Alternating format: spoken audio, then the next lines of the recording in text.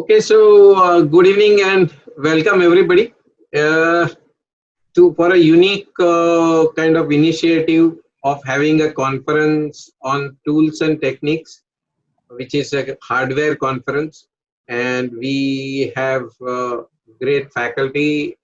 The idea of having this conference was that we always have these kind of extremely complex case scenarios, and we discuss the outcome trials and everything. But there now are very few opportunities to discuss basics, and finally everything is built only after we learn the basics. So I thought that it is a good change from extraordinarily complex situation discussions and discuss some basics, revisit for people who are well versed with everything. Still, I think it's worth visiting some of the basics sometimes. And it's also a great opportunity for young cardiologists to learn from the experts about the basics, their choices of wires, how to handle wires, etc. So welcome everybody. This is initiative of Universal Cardiovascular Research Foundation, which holds this kind of programs in person and now on the web. So I call upon the moderators and panelists for today. Kirti Punamya, who is already said is my classmate, great interventionist practicing in Bridge Candy, Mumbai. Prashant Jagtap, who now has his own institution called Viveka Hospital. He's also a very experienced interventionist, quite well known for his work on FFR. And we have VC Chauhan, who again is known to everybody because I think he must be topping the list of webinars at the moment in terms of his presentation. So, and of course, the other people would be introduced by the panelists. So I hand over to Kirti to start the proceeding.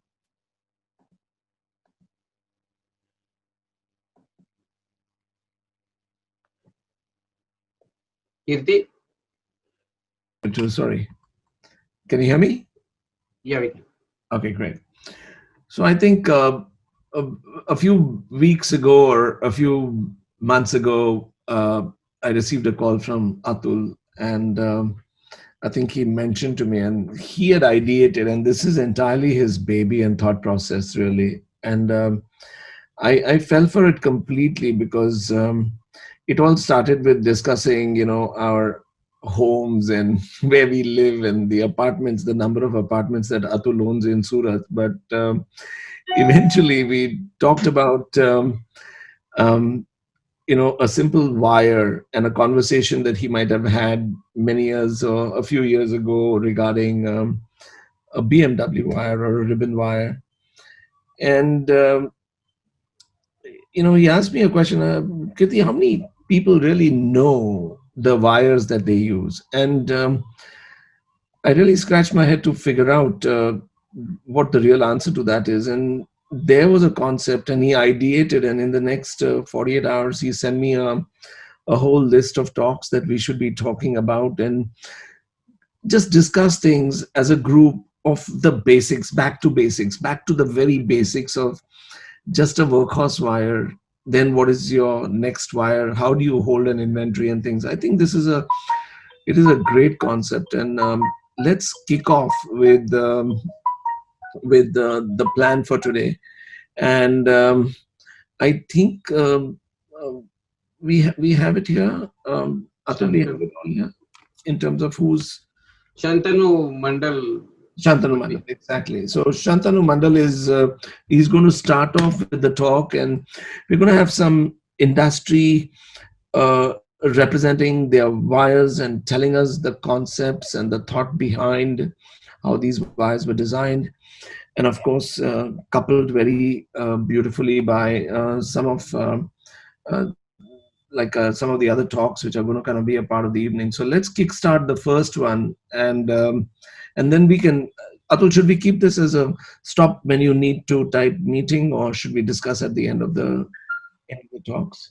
No, we'll keep the questions which may be relevant to the talk at the end of every talk, and then we will discuss the cases in the end.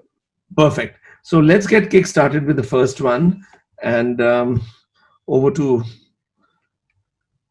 Dr. Is that Mr. Mandal? Is he here? I don't see. Yeah. Yes. Thank you, Dr. Kirti. Hey there. Yeah, I'm there. Let me share my screen.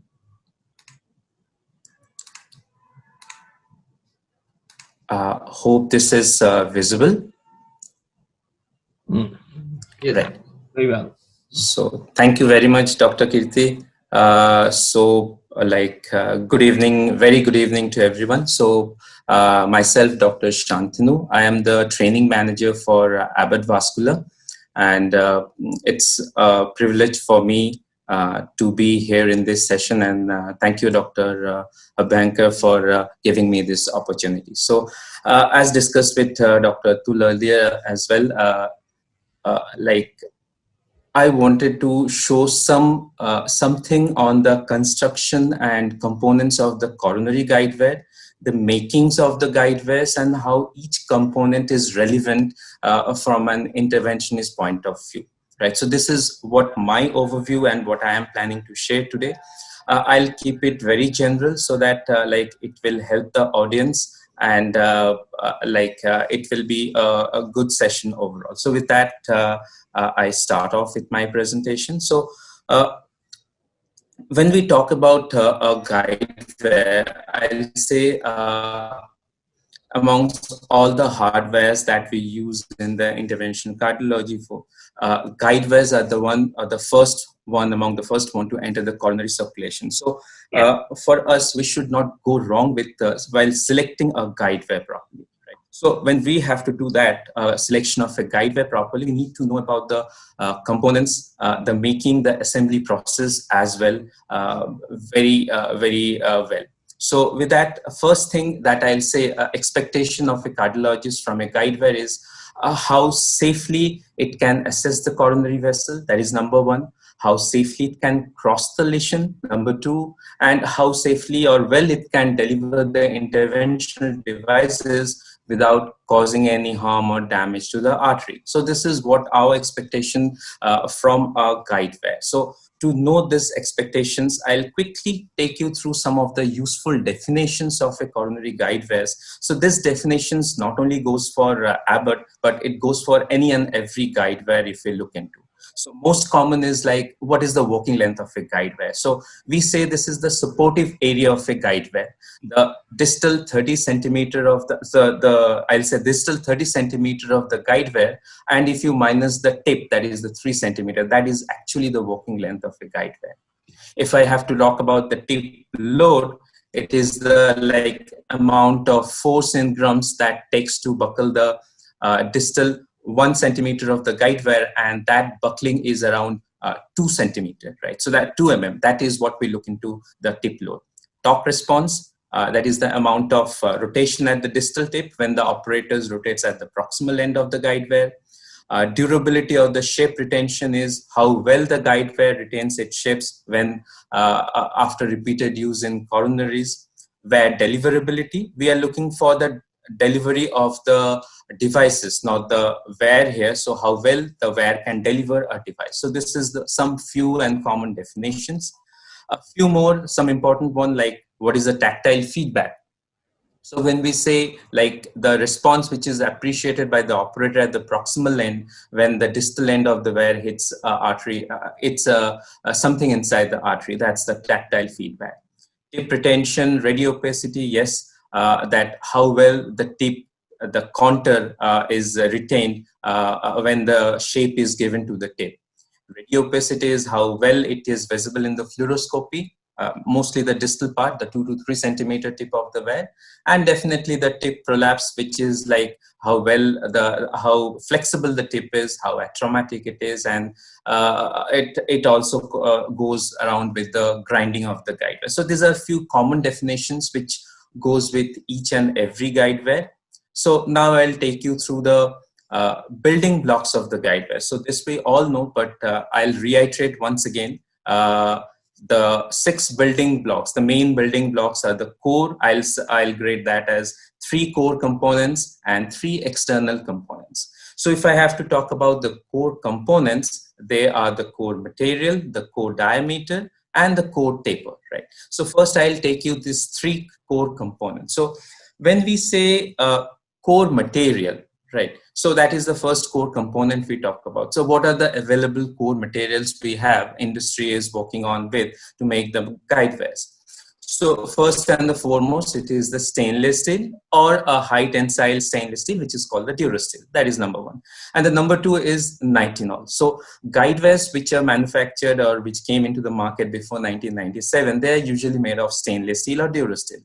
After that came in the new material, which is alloy of nickel and titanium, which is called nitinol. So the second material is nitinol. So most of the guidewires are made of these 2 materials.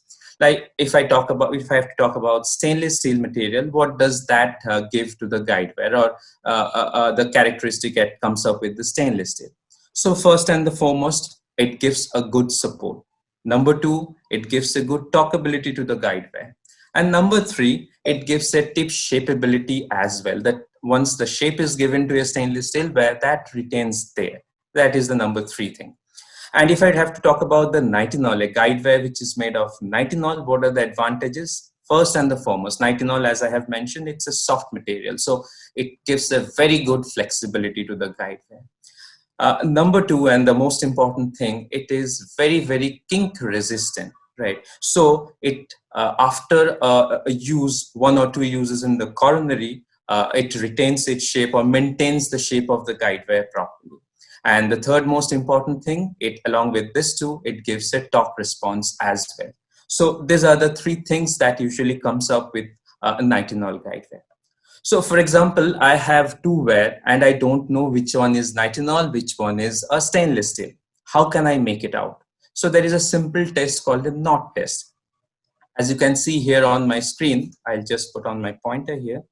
As you can see on my screen, if I make a knot like this, either 1 or 2 or 3 knots in a stainless steel guidewire, and side by side I do a similar knot in a nitinol guidewire, the working length of the guidewire I'm talking about, and I put it aside for like 3 to 4 minutes, and then I open it and put it on the table, the nitinol will retain its shapes. It will come back to its original shape. So there is no kink, it's kink resistance, it will come back with its same form. But a stainless steel will have some kinking, some deformity, which I can see, I'll be able to see or appreciate in a stainless steel. So by knot test, we can very well detect which one is a nitinol, which one is a stainless steel guidewire, right? Now, if I have to talk about what are the currently available nitinol guidewires available with us in the market. So as I have said, nitinol is flexible, soft, kink resistance. So mostly they are used for workhorse guidewires. So like, for example, BMW, turn track, run through, Cogger, these are all made of nitinol. So these are some workhorse guidewires. We don't see mostly, mainly nitinol in specialty guidewire. There is one I can think of, that is BHW, but which actually comes in between a workhorse and the specialty guidewire. And if I have to talk about stainless steel guidewires, which comes under workhorse categories, we have few: Powerturn, Sion Blue, Regatta. They all come under this workhorse guidewires. And if I have to talk about specialty, most of the guidewires, specialty guidewires, are made of Durasteel or stainless steel, like Pilot, Whisper, Progress, Fielder, Gaia, and many more. They all come into this Durasteel or the stainless steel category of the guidewire. Now moving on to the next component, that is the core diameter, which is the second part. So what does this diameter affects? So diameter affects 2 things mostly. First is the support of the guidewire. Second is the flexibility of the guidewire. And third one is the talkability of the guidewire. So one thing, what the guidewire, what we can see, all coronary guidewires, they are 0.14 inches. But what we cannot see in the inner side of the guidewire, which is the core diameter, they are not 0.14. At the tip end, they are either 0.11 or 0.12, or in the proximal part, they are 0.13, right? On this core, the coils come in and they gives it a shape, and that's how we get a 0.14 guidewire. This is how it is made. So when the grinding of a guidewire is done, it's a step while manufacturing the guidewire, we get this diameter, the core diameter. So smaller diameter, they will have more flexibility, but a bit less support. Whereas in case of larger diameter, the support will be more, the flexibility will be little less. Now, if I have to talk about the third component, that is the talkability part of the guidewire. When you have a smaller diameter, there will be a better talkability when you have a tortuous anatomy. And the larger diameter, they will have a better talkability in a straightened anatomy or a less tortuous anatomy. And if I have to give you some example of this small diameter and the large diameter, there are a few of them. So small diameter, definitely they'll come under the workhorse categories like BMW, Run Through, Turn Track, Sion, Pilot 50, not Pilot 150 and 200, Pilot 50 and the smaller variants. They will have a smaller diameter, whereas all the specialty guidewires, they will have the larger diameter. So this is how the smaller and the diameter, core diameter of a guidewire comes in handy for a workhorse and a specialty guidewire. Now, there are two simple tests by which we can actually assess the support and flexibility of the guidewire. We do it in cath labs, I do it in my training as well. So first, if I want to look into the support of two guidewires, I don't know what two guidewires are there. So what I can do, I can hold the guidewire with my index and my thumb at the proximal part of the working length. That is where the non-working length is ending, and I can just hang it. Definitely the one which has lesser support, that will drop in, whereas that have a better support, that will hold its position in a better way. So this is called the droop comparison test, by which we can actually make out which guidewire has more support. The second one is a 3-point bend test. This is a little tricky. It's many a times we will not be able to appreciate, but when we do it continuously, we can get a sense and feel of it. So what we do, we place the guidewire, we hold the guidewire, place it on the ring finger, and hold the guidewire with the ring and the index finger. We place it on the middle finger and hold it with the ring and the index finger. And now if we, with the index finger of our right hand, if we give a push to the guidewire on the upside part, we can actually feel both the ends of the guidewire, the other parts of the guidewire, how much it is moving. And we can sense the flexibility of the guidewire. So by just one test, we'll not be able to appreciate this, but if on the working length of the guidewire, we do it in 5 or 6 positions and compare with the other guidewire, we can actually get some feel and sense that how much flexible one guidewire is from the other guidewire. So this 3-point bend test can give us some feeling that what is the flexibility of the guidewire. The third component now is the core taper. So I have talked about the diameter, the core material, and now the core taper. Now, during the process of making of a guidewire, there is one step called grinding, which I was mentioning. During this grinding process, 3 things are determined. One is the diameter of the guidewire. Second is the tapering of the guidewire, and third, most importantly, the tip load of the guidewire. So these 3 things actually comes out during that process called the grinding. And this core taper, this actually tells us that how much is the taper. One, as you can see here, is a longer taper. This is also called a parabolic grind or a responses. And the second one is called the shorter taper or a conventional taper. So I'll just quickly show you 2 types of taper and how much stiffness, or there is change in the stiffness and how much is work. So parabolic core is a taper where you can see a uniform linear change, whereas in a conventional taper where you can see transitions at the tapering of the guidewire, you will see some abrupt bending or stiffness, right? How does this help in a case? So normally what we see in a parabolic taper, there is no prolapse. Whereas in a conventional taper, the guidewires are very prone to prolapse, and you can intentionally prolapse the guidewire as well. So currently, all the available guidewires, what you see, are actually this parabolic or the responses tapers, because they eliminate the prolapse points. They give a smooth tracking to the guideware, and along with that, some excellent talkability to the guideware as well. Now, if I have to give you some examples of this to tapering, so mostly all the older guidewares, as you can see here, BMW Universal 2, Fielder, BHW, they have all this conventional or this abrupt taper, whereas the newer generation guidewares, mostly they have the responses or the parabolic taper. So like turn track, pilot, run through, hornet, they have this responses taper. Now, the last point is the tip load, which I mentioned. So as I have mentioned, that tip load is the amount of force that is required to buckle the distal 10 millimeter of the guideware, and this buckling should be around 2 mm of the guideware. This is usually done in a tip loaded tester, but like in a cath lab or during my training, you can very well do it on your using your palm or your index finger. You can hold the guideware 3 centimeter distal from the tip, and you can actually appreciate the tip load of a guideware. You will not be able to tell that what is the tip load, but if you have 2 or 3 guidewares, you can very well say which is a Workhorse guideware, or which is a Cto guideware, or which is a guideware which comes in between. So you can appreciate a guideware tip load less than 1 gram, or more than 1 gram, and even more than 4 gram by the tip load test. So in a nutshell, a guideware which have a small core diameter, they have usually a lower tip load and they are more atraumatic. Whereas one which has a larger core diameter, their tip load will be more, and they will be a specialty guideware.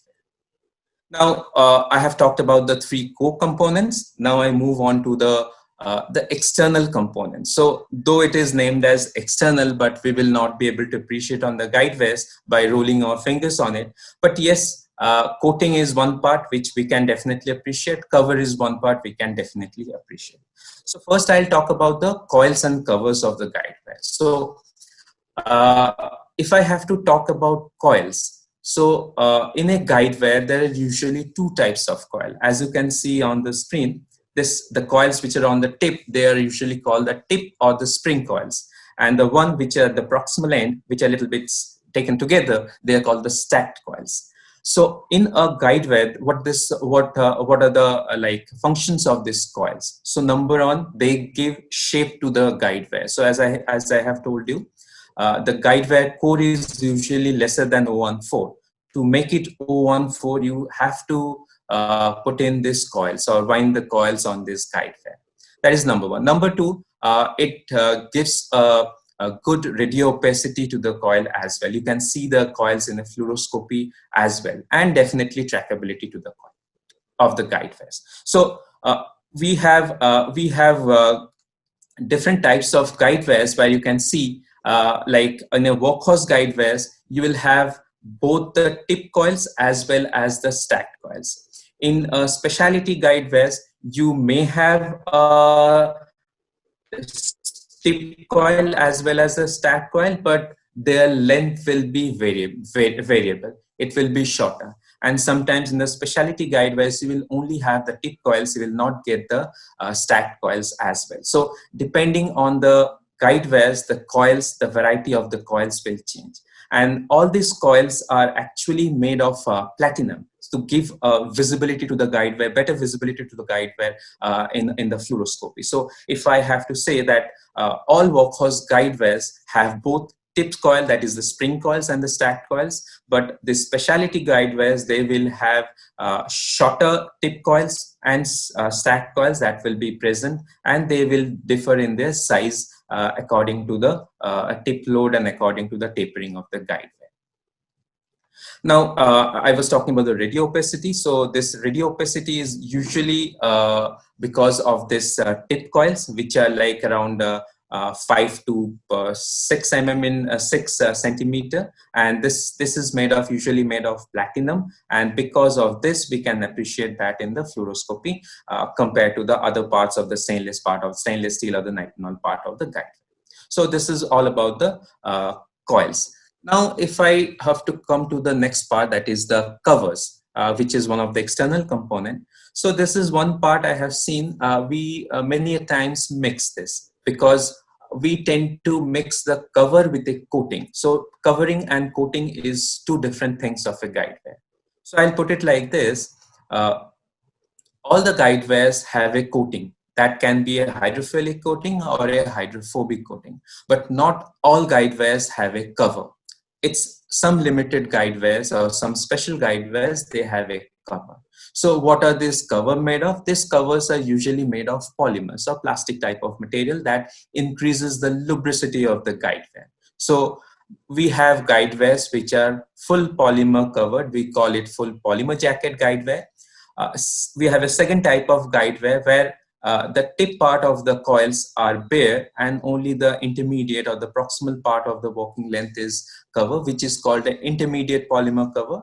And the third type, where there is no cover, we call it a bare coil. So these are the three types of guide wires we can see in the market, right? So in a polymer covered guide wire, this provides very, very good lubricity, because the moment it comes in contact with water or blood, it creates a gel-like substance, and that increases the trackability, lubricity, and reduces the friction to a maximum extent, right? So this guide wires are mostly used for like tortuous anatomy.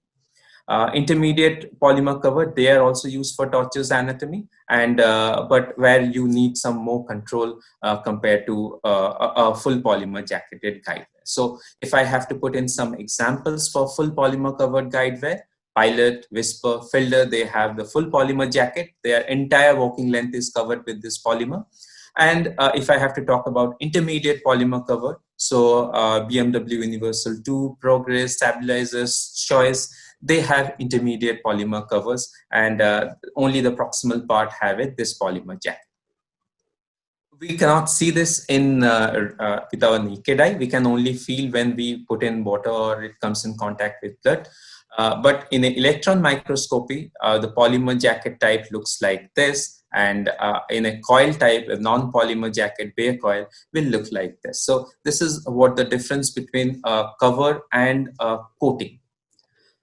Coming to the fifth component, which is the tip style. So we all know there are two types of tip. One is a core to tip, and another is a shaping ribbon. So this tip style actually gives us how good the steering ability of the guide wire and how much is the tip load or the tip softness of the guide wire. So in a core to tip type of guide wire, the core taper usually ends at the tip of the guide wire. Whereas in a shaping ribbon, the core taper ends 1 centimeter behind the tip, and a second ribbon-like material, which is like even thinner than a diameter of a hair, that is added, which is made of stainless steel, that is added to the guide wire. So this becomes very, very traumatic, very, very flexible, and the tip load actually goes as low as 0.6 to 0.7 grams. Right. So these are the two types of tip shapes what we see across. So if I have to talk about all the current guide wires what we have, they are all core to tip type of guide wires. But if I have to talk about shaping ribbon, we have BMW, BHW, Cogger, they are all shaping ribbon type of guide wires. Coming to the last component, which is the coating of the guide wire. So as I mentioned, every guide wire has a coating. So that can be a hydrophilic coating, that can be a hydrophobic coating, and there are some guide wires which had a hybrid coating as well. So the coating, as the name mentioned, it affects the lubricity and trackability of the guide wire. So the moment it comes in contact with water, it creates a slippery gel-like surface and it increases the coating. So maximum of the guide wire what we see, they are hydrophilic guide wire. So I am not naming them, rather I'll name those guide wires which are hydrophobic. So if you have to look for a guide wires which are hydrophobic, that means they create friction between the device they are carrying, and so that they do not slip away. So some guide wires like All Star, Extra Support, Confianza, Cogger, Grand Slam, Miracle Boss, they are all comes under the hydrophobic group of guide wire. And some guide wires, they have a hybrid coating. So what is done, the tip part, maybe 1 centimeter of the tip or the 1.5 centimeter of the tip, they are uncoated or they are hydrophobic. And the rest of the working length of the guide wire, they are hydrophilic. So this gives a chance to get a tactile feedback from this type of guidewires. Like, so some examples of this hybrid coating guidewires are Turntrack, Confanza, and the Pro. So these are some examples of hydrophobic and hybrid coating. The rest maximum guidewires what we have are hydrophilic guidewires. One thing I want to reiterate here is lubricity versus tactile feedback. So this goes away from one another. So guidewires who have a coating or a polymer cover at the tip, their tactile feedback will be less. So, so the guidewires who have a polymer cover or a hydrophilic coating at the tip of the guidewire, their lubricity will increase, but their tactile feedback will decrease. Whereas the guidewires who have a bare coil or the bare tip at the tip part, their tactile feedback will increase, but their lubricity will decrease on that part of the guidewire. So I think I have like taken up the core components, that is the core material, core diameter, core taper, external components, that is the coating, coils and covers, and tip design, and how each component is contributing to a characteristic to the guidewire.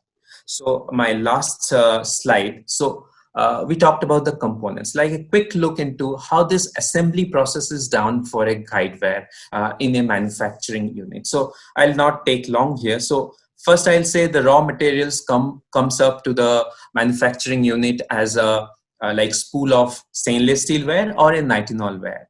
So they are first Teflon coated through and through, and then the Teflon is removed from the working length of the guidewire. Next, the process that comes from is grinding. So this is the step where we determine that whether it is coming to be a workhorse wire or a specialty wire or any Cto wire. So this is where we give shape to the core diameter, we give shape to the core tapering of the guidewire, we give shape to the tip load of the guidewire. And after that, coils are manufactured. The coils, that is, which I told you, that is for the visibility and the shaping of the guidewires. So that coils are loaded on this the core diameter of the guidewire. Then the soldering is done, because you have a tip coil, the spring coil, and the stacked coil. So that needs to be done very effectively, otherwise they can come out. So soldering is done, and then the process of push-on and hydrocoat and microclide coating is done. The push-on is the process which is like the polymer cover is done. The entire polymer cover is heated, and they are spread across either the entire length of the guidewire or some part of the guidewire to make it a polymer jacket. And finally, they are spray coated with either a hydrophilic or a hydrophobic coat, and then they are label box and sell. So this is the entire process of assembling the guidewire in the manufacturing unit. So I think that is all from my presentations. Thank you for your patience hearing. Thank you.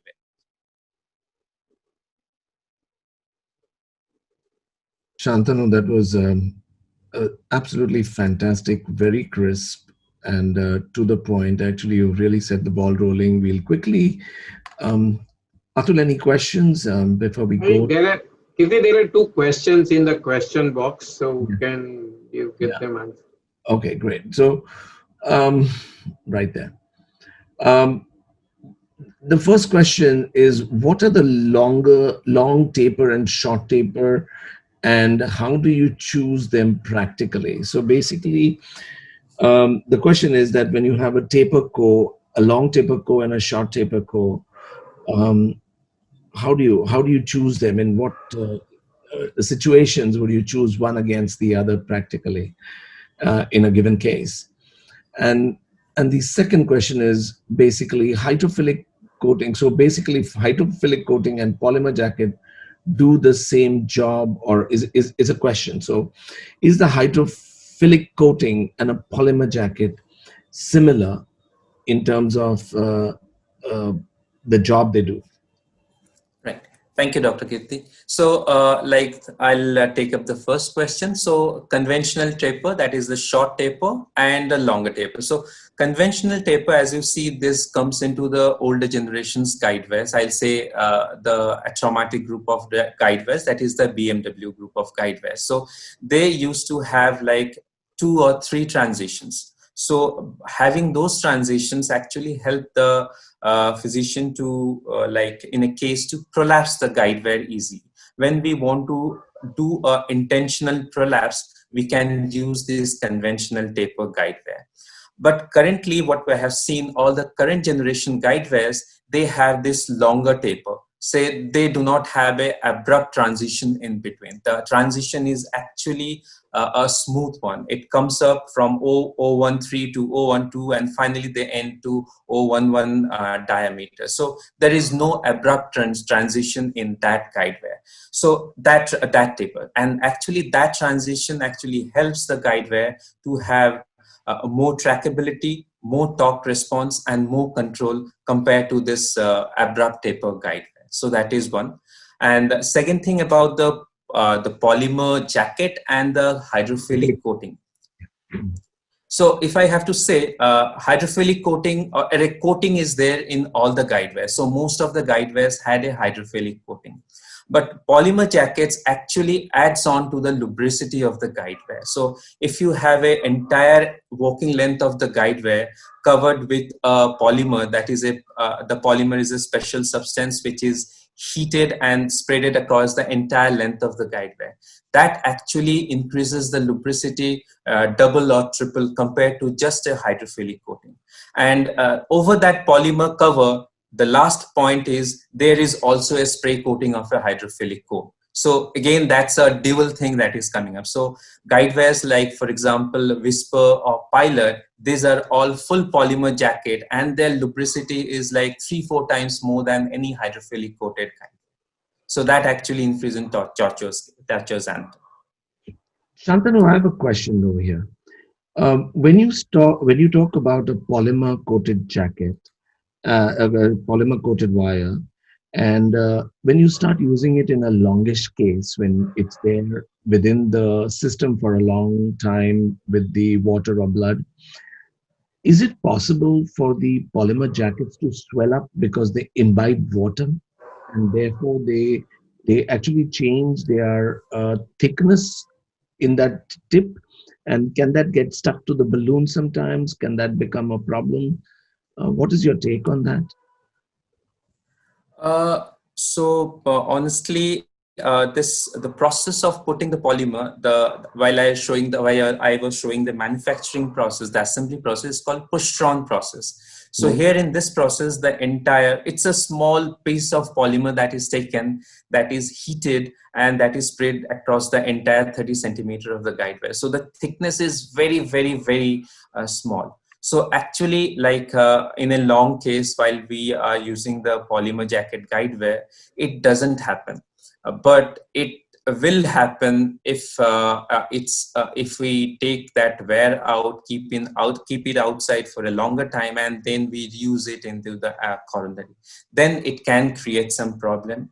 And secondly, if we do a ETO on this polymer jacket guide wire, definitely that will do the harm to the wear as well as the balloon. There's another question on dual anti-core wires. I think we'll take it after the Asahi presentation because it'll be more relevant. Why are some of the wires radio opaque in the entire length is the question. So, and the others not. Why only the tip? I think you answered that question because the platinum and the others is the core which is taken. So I think we'll skip that one. Any other questions? Any other panelists' questions? I think, Kirti, I actually want to add to what you were saying, and I think maybe it's a feedback for Shantanu that although what he says may be theoretically right, but all of us have faced situations where we use wires which are hydrophilic, and during the case you find that subsequent balloons get stuck on the wire. So this is practically, I think everybody has experienced this. So although he says theoretically it doesn't happen, but I think everybody will agree that it actually has happened to probably everyone on the panel. Absolutely, and I think it's a very important issue because especially when you're dealing with very calcific lesions, you're dealing with microcatheters, you're doing a 1O balloon, the lumens are small, and when you go on negative, the wire and the balloon get stuck and you can't move either one of them. So that's a very important point. Avoid using polymer jacket wires under those circumstances is what I would think. Are all polymer jacketed wires the same? Like, we had a bunch of wires. We had choice PT to start with, the choice range of wires. Then you guys gave us the Whisper. And now we have the Shion Blacks. And I think that question should go to our Asahi colleague. Asim is going to come in later, so I'm going to ask him those questions. But are all the same, or they are different in their structure? Shantanu, what do you think about them? Just briefly. Mostly, it is the polymer that varies from company to company. Right. So the polymer which Abbott uses and the technology they use to put it on the wear is little different compared to Asahi wear. So there'll be a little bit difference on the way the technology they use to put in on the wear. So that will be the only difference, and the type of polymer. That's it. Fantastic. I think you mentioned a very important point in the ribbon. The ribbon versus the core extending to the tip. And if I have to take two wires from your armamentarium, is the BMW and the Pilot wire, the Pilot series wire, right? Now, one of the things that people have a problem with is entering a side branch when there is a stent. Say that you've jailed a side branch and now you want to enter the side branch. Your workhorse wire has been a BMW. But when you have your BMW slanted out into the branch, your BMW is going to prolapse because it has no strength, right? Because it's only a tip ribbon which is disconnected, which is coming from the tip. It is only a shaping ribbon. It doesn't have a core support to track the pushability of the wire. So, Shantanu, what is that in mind when you designed the Pilot kind of series, the Pilot 50 per se? I mean, maybe it was not the real reason, but I really find it a great wire to go into a difficult jailed branch because it doesn't prolapse. The wire doesn't prolapse like the other wires. I wonder what my other colleagues also think, but I'll take your view on that and then maybe quickly toss this question to everyone. So, like, if I have to talk about Pilot, I'll take the Pilot 50. Number one, it is a core-to-tip wear. Yeah. That is number one. So the prolapsing part, like BMW, and it has a parabolic responses taper. That is a longer taper. So the prolapse, which is there in BMW because of the conventional taper, it doesn't happen in the Pilot. So it goes in quickly. A second thing along with that, it is also a full polymer jacket wear. So the lubricity is much more better compared to a BMW Guideway. And third thing, the tip load part. So BMW, I think the tip load is very low. It's around 0.6 or 0.7, right? Whereas in Pilot, it is somewhere little more than 1 gram. So all this taken together, that makes a better option while we go for a side branch access. And I think this was one thing which Abbott was looking for, like BMW and Pilot, there is no in between filler. So that is why, like, I think they like plan to take out another one, which is like turn track, which is actually a little better than BMW in terms of go-to tip, in terms of tip load, in terms of the coating as well. So this is how I think they have placed it. Seriously, any questions? Yeah, Kirti. Shantanu, just to make matters clear about the hydrophobic versus the hydrophilic part, you said most of the wires are hydrophilic, right? There are certain wires which are hydrophobic, and typically I remember the Miracle series, they were hydrophobic wires. The great advantage of hydrophobic wires is the tactile feel it gives as against the hydrophilic wires. That is Absolutely. What I feel. I want opinion about this from other panelists, and I agree fully with Kirti as far as jailed branch is concerned. Yeah. Pilot wire, sometime 50 crosses it much more easily than other wires. When other wires fail, typically one should try Pilot 50 wire in case of a jailed branch. I fully agree with Kirti. What is your take? What are the panelists' take on hydrophobic wires? Which are the hydrophobic wires which we use daily today? and in which situations? Dr. Kirti, can I interrupt and can we have this discussion after my Yeah. presentation? Because there'll be a lot of Yeah, over. I think that's what I was going to say, that because I think your and Anil's presentation would answer some of these things, and I think then we can discuss it after that. Yeah, I have the application part on that, so a lot of questions. Yeah. Yeah, but So I think present we will reserve the answers till the next two talks are over, and then maybe we can. I think it's perfect. Yeah. So, Prasad, can you introduce Dr. Rai?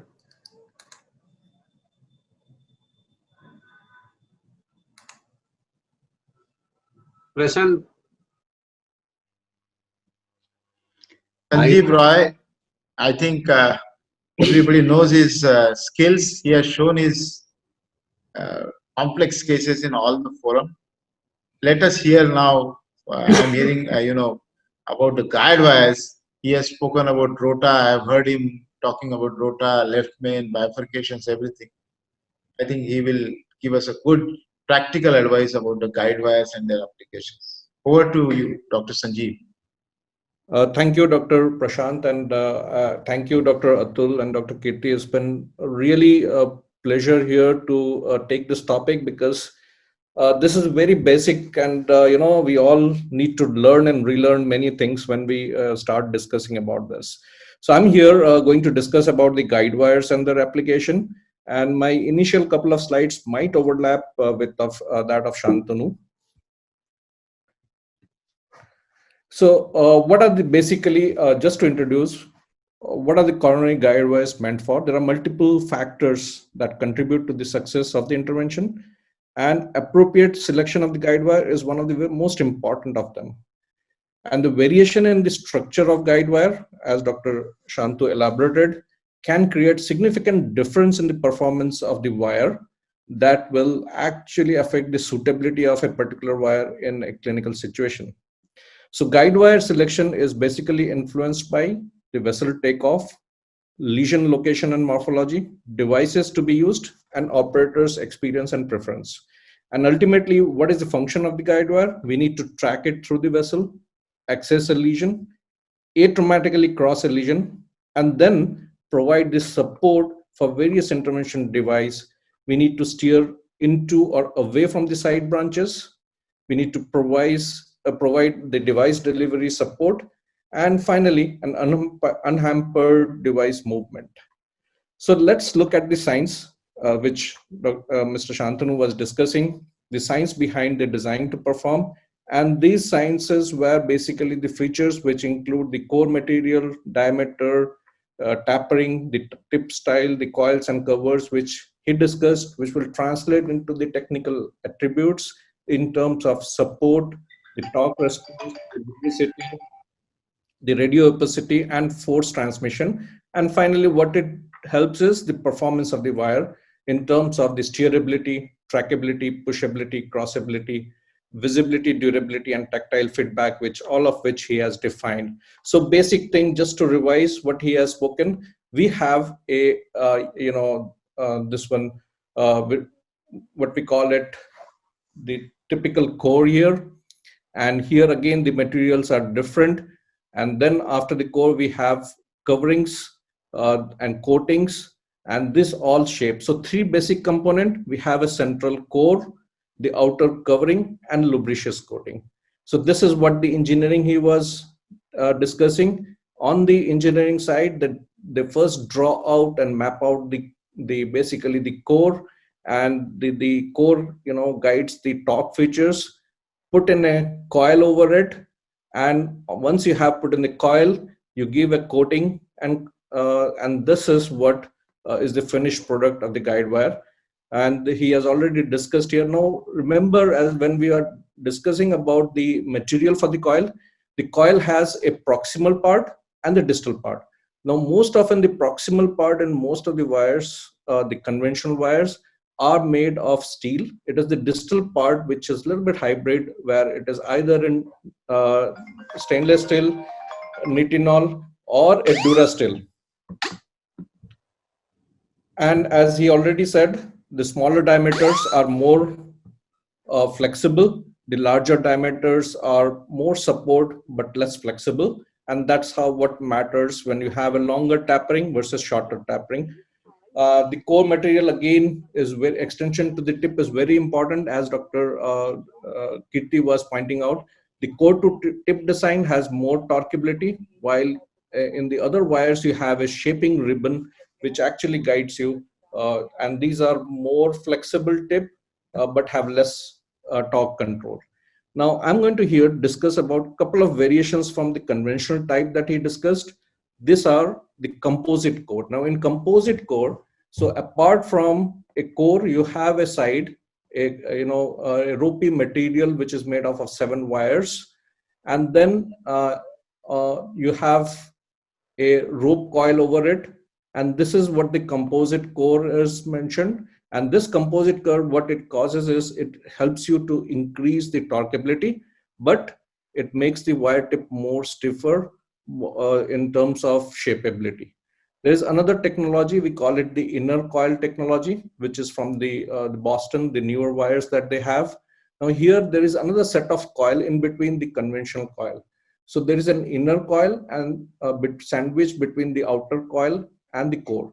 Now what it does, if you look at here, when we try to give a torque in the conventional part, as the torque goes distally, the force is weakened down.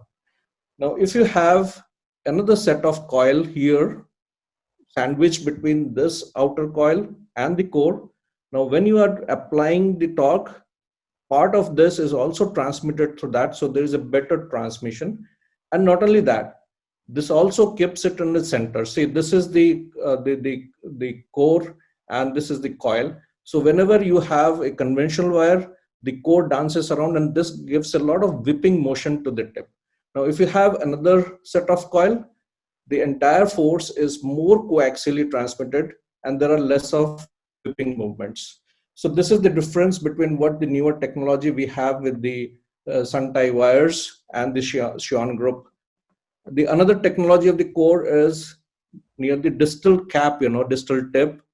We have a flattened wire, which is very uncentered, while some of the Medtronic technology, they have more central and circular wire. So these all ultimately increases the torqueability and the control of the tip. So as Shantanu already discussed, we have 2 kinds of cover, that is sleeve or a metal coil, and sometimes a combination. And these are the combination permutation various we have. We have a hydrophilic coating or a hydrophobic coating, which makes it more, lubricity, and you can easily slip through. So coming to the working classification of the wires. So we divide the wires into 4 classes. The first is the frontline workhorse wire, which is designed for everyday use. Frontline finish wire, which is basically for tortuous and complex anatomies. An extra support wire, which is basically meant to deliver the devices like stents in a very complex anatomy.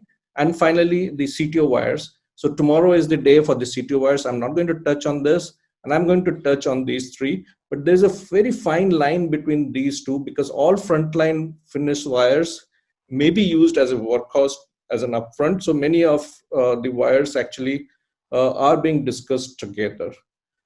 So these are the common examples of the workhorse wire. The workhorse, I have clubbed it here, both the finish wire and the usual workhorse wire from different vendors. And I'll try to discuss one by one most of the classes. Now, classically, the front line workhorse wires, they have either a nitinol based, which has more durability, or a durasteel, which has more shearability. Most often, the tip is very atraumatic, which is less than 1 gram. They have a smaller core. They have a hydrophobic coating to give you the tactile filling. They have a light to moderate support and a good torqueability. So where is it used? Mostly, typically in the straightforward anatomy, the type A lesion, and often it is the first wire to be used in a case.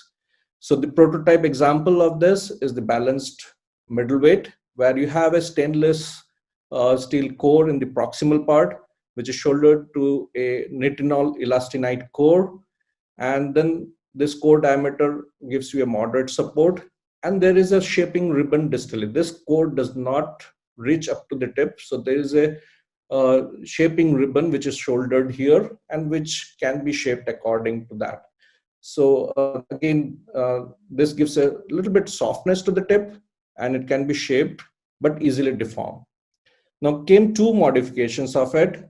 One was the BMW Universal 2, where you have two kinds of coils here, the platinum nickel and the stainless steel more proximally. There's a gold marker, and after that the BMW Elite, where it was the core to tip design. The entire core extended up to tip. So that gave with the parabolic core grind, which Shantanu was explaining, and this gave it more torqueability, more control over the tip. So this is the entire BMW family, where you have different wires, which becomes the Workhorse wire. So overall, if you look at, not much difference in the support. The Elite has a little bit more tip at of 0.8 gram, while the BMW has 0.7, Universal is 0.7. Then came the Medtronic series. If you look at, we can discuss the Medtronic series. Again, here you have a shaping ribbon. The core does not reach up to the tip. The distal 3 centimeter is the radio opaque. You have a different hydrophilic coating. So the classic examples of these are the Cougar XT and the Zinger Medium. The wire from the Cordis, which I don't think we are much using these days, those are the stabilizer group and the ATW being more with a flexible floppy tip. And then there were a couple of Workhorse wires from Boston. I think all of us had used, possibly we are not using much now. These are the Lewis, the Choice Floppy, PT Floppy, and PT2. And you can classically see here the design.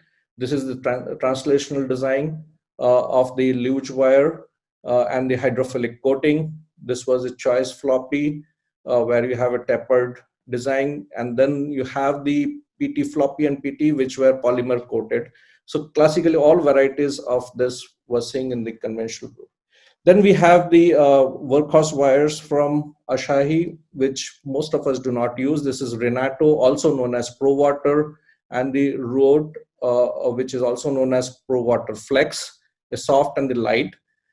These are all for different supports. Most of them have a slip coat coating. The distal is nearly about 20 centimeter of slip coat spring coil, which is coated. This soft one has a longer one, but otherwise most of us, we are not using this kind of things. If you compare between support and slide, the light wire has the least support, while the Root and Renato have good amount of support. So coming to the finish wire, which is mostly used for the tortuous anatomy, and we have the frontline finish wire, which again has a atraumatic tip of less than 2 grams. We have a hydrophilic coating so that it slips through the tortuous anatomy. They have a moderate amount of support, a non-tapered tip.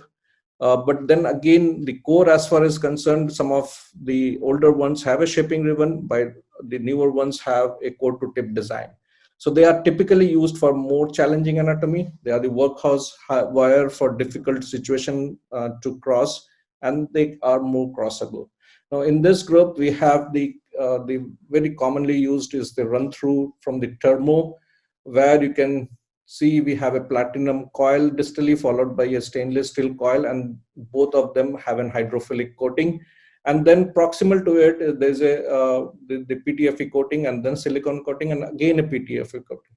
So this combination actually makes it more trackable, and it slips through easily in the complex anatomy. We have two kinds of tip. One is of the floppy and the extra floppy, which is of 0.6. So of course, same design we have as an intermediate wire and the hypercoat wire for more difficult anatomy. The Whisper and the Pilot series, again, these are full polymer covered with a hydrophilic coating. Again, the transitionless core in the Whisper wire. This is a Durasteel core to tip design, both of them, and tip coils. again used for very complex anatomy. The support level of the pilot is much more than the Whisper ES and MS, as also the tip, which is of tip load is 1.5 grams. This is from the Medtronic series, again a variety of light supports, and the newer design, which is called Intuition, which had the Echo Core technology, as I discussed, where there is a centralized core without any flattening right up to going up to the tip, and it has a tip load of 1 gram. These were the older wires from the Cordis, which were Reflex and Wisdom, not much in use. But interestingly, the Sentai family from the Boston has come up new. This is the prototype, where you have a nickel coil in the distally. There is a joint, and this joint is over the stainless steel coil, and there is a hydrophilic coating over it. So of this series, we have a Marvel and a Samurai, which are the Workhorse wires. Now, Samurai has the inner coil technology, which we are discussing. So this makes it, the tip makes it more torqueable, unlike the Marvel wires. Then there was another wire called Power Turn or Versaturn, the similar series, which again you have a Durasteel core, which extends up to tip, hydrophilic coated. This increases the steering and torqueability of the tip. There are 3 variants on this, depending on the support: the conventional Power Turn Flex, and the Ultra Flex. There comes the Xion wires, again with a hybrid technology. So we have 4 classical wires. These are Xion Blue and Blue Extra Support, and the Xion Black. So these are basically, the black one is polymer jacketed. It has a high lubricity. So it is more meant for stenosed lesion, extremely tortuous, acute bends, the diffuse disease, calcifications, and subtotal occlusions. While most commonly used is the conventional Xion wire, which has a tip load of 0.7, and it's very atraumatic, and it can be used in tortuous acute bends and calcification. While the Xion Blue, which has again 2 types of support with a different tip of 15 milligram and 25 milligram, this can be used for crossing the septal collaterals and difficult anatomy. Turn track, as Shantanu was discussing, this was a new addition on the Abbott wires, and this has a nitinol core, distal core, which again extends up to the tip. So it is a very, very trackable wire. It has both coated and uncoated variants of 2 tip loads, 0.6 and 0.8. Had the chance of using it as an evaluation unit, and it's a very, very good wire. But again, there are difficulty in shaping this wire. So shaping will be, I think Dr. Dhal will be discussing about it, but it can be with help of introducer or with a special device shaping tool which can be provided, and you can just shape it. But then these are nitinol cores, so nitinol cores are very difficult to shape it, or it can be introduced into the introducer, and you can just press on the distal, which can give you a very controlled curve, particularly if you want to make it a small curve, or else between your 2 fingers, which is the very conventional way of doing it. So these are the way you can shape this turn track wires. Now, if I look at these newer wires, which we have, they run through the turn track and Xion Blue. So the support is nearly smooth for turn track and Xion Blue, and not so smooth for the run through. The tip is rounded for Xion Blue and for the turn track, but it is flat for the run through. So flat means, the exact torque may not reach, and sometimes you get a click-like feeling when the torque does not reach the tip. Coating, again, the run through is a hydrophobic coating, which gives you a more tactile perception, while the turn track has both a hydrophilic and uncoated distal part. It's a uncoated, the hydrophobic coating in the Xion Blue. Tip load is soft. Tip material is nitinol in turn track and run through, while it is stainless steel in the Xion Blue. So wire length and shape are similar. So of all this, these are 1:1 torque wire, and the best control has been found with the turn track. These are filter wires, again, for very, very tortuous anatomy, and it's quite gives you a good tactile feedback, and it slips through easily. So if I look at the comparison of these wires, the newer wires are much more better than the older generation wires. Of these, they run through the Samurai and the Xian Blue works very good as far as the proximal rotation is concerned. And if I look at here the actual tracking test, where in a very tortuous bench test, it has more, I think the maximum distance was traversed by the Samurai, followed by Marvel, and then there are the Xion and the BMW 2 Universal. And the good thing about the Samurai and Xian Blue is it retains the shape much better than the other ones. Extra support wire, yes, you need it for the delivery of the devices in a very tortuous anatomy. And I think there are almost extra support wire from each company. These are the extra support wire from the Abbott. Then most commonly nowadays used are the Grand Slam one. The tip are typically very soft. It's less than 1 gram in most of the cases, but support level is very good. Cto wires I'm not going to discuss today. It's very for complex anatomy, and you have a long list of wires. Now, another unique class of wire, I would say we need to add it because we all face this problem. These are indigenous classes where you can see here the emoticons, and it just gives you that kind of feeling where you get these wires on the table. Even sometimes when we have gone for a live case in one of the conferences and you have all this with different shape, I'm not sure how to make it out. Their cover is swollen. They may not even enter into the introducer wire. And the crossing with these wires is more of an art of luck rather than any science. Once you finish it, you can just say, okay, I've done it. So application of use of conventional wires, it's both a science and art. The wire components and engineering dictate the wire properties. There is no substitute to the tactile feel. When it comes to guide wire selection, it depends on the vessel morphology, the takeoff anatomy, the lesion morphology, that location and morphology, and devices to be used, and finally the operator's experience and preference. If the lesion morphology and the vessel morphology is simple, we can use the flexible floppy wires, but if they are complex, we need special wires as we discussed. And these special wires, for frontline, it could be a Marvel or Samurai, or it could be Xian Blue Pro Water or the turn track. For collateral crossing, it could be Samurai or Cyan. And of course, these are the CTO wires, which is for the difficult. So every company has a portfolio of it, and they display which wires to be used. And finally, the wire manipulation, which is a two-step process: shaping the wire and steering through the vessel.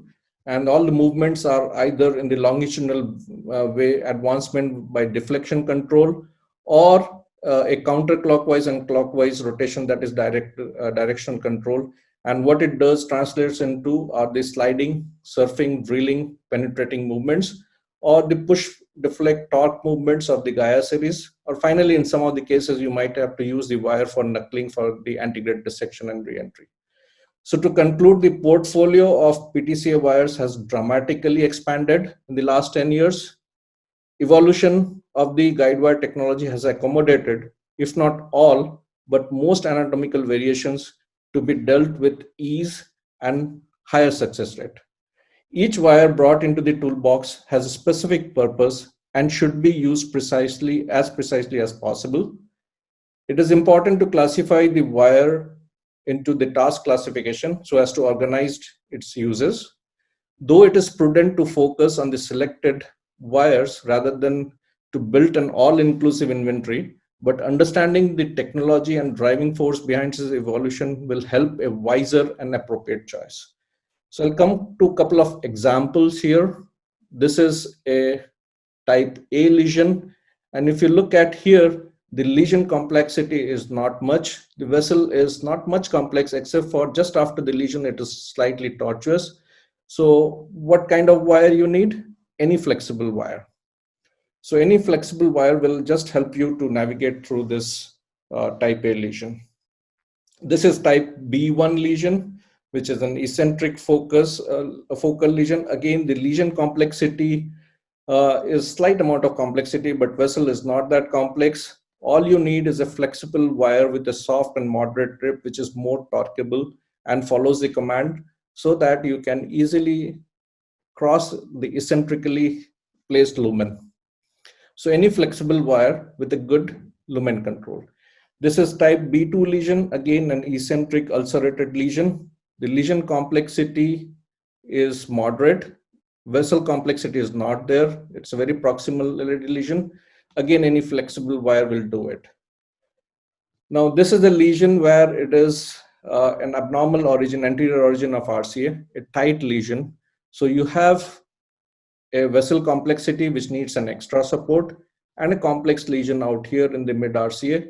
So again, in this case of wire, you need a hydrophilic wire, and then maybe with a microcatheter we can change to a more support wire because the guide won't give you much support in this case. Another lesion which is a little bit more calcified, and the vessel complexity is because of the calcification, as well as for the lesion complex, the lesion complexity because of the calcification. This needs a soft wire which is more steerable and which will support you to cross the lesion. This is again type B2, a ostial calcified lesion, very proximal lesion. The guide won't give you much support. So you need an, despite the fact that there is not much of vessel complexity, but you need an extra support wire, or you can cross with a flexible wire and change it for an extra support. This very angulated bend out here. So what you need here is a more steerable workhorse wire with an extra support. And the last one here, there is a lot of vessel complexity, a lot of tortuosity and turn. Again, you need a wire which is very steerable. Could be a floppy, you can cross over and exchange it for a more support wire. Similarly here, you need a little bit more floppy steerable wire and then change it for the extra support. Thank you.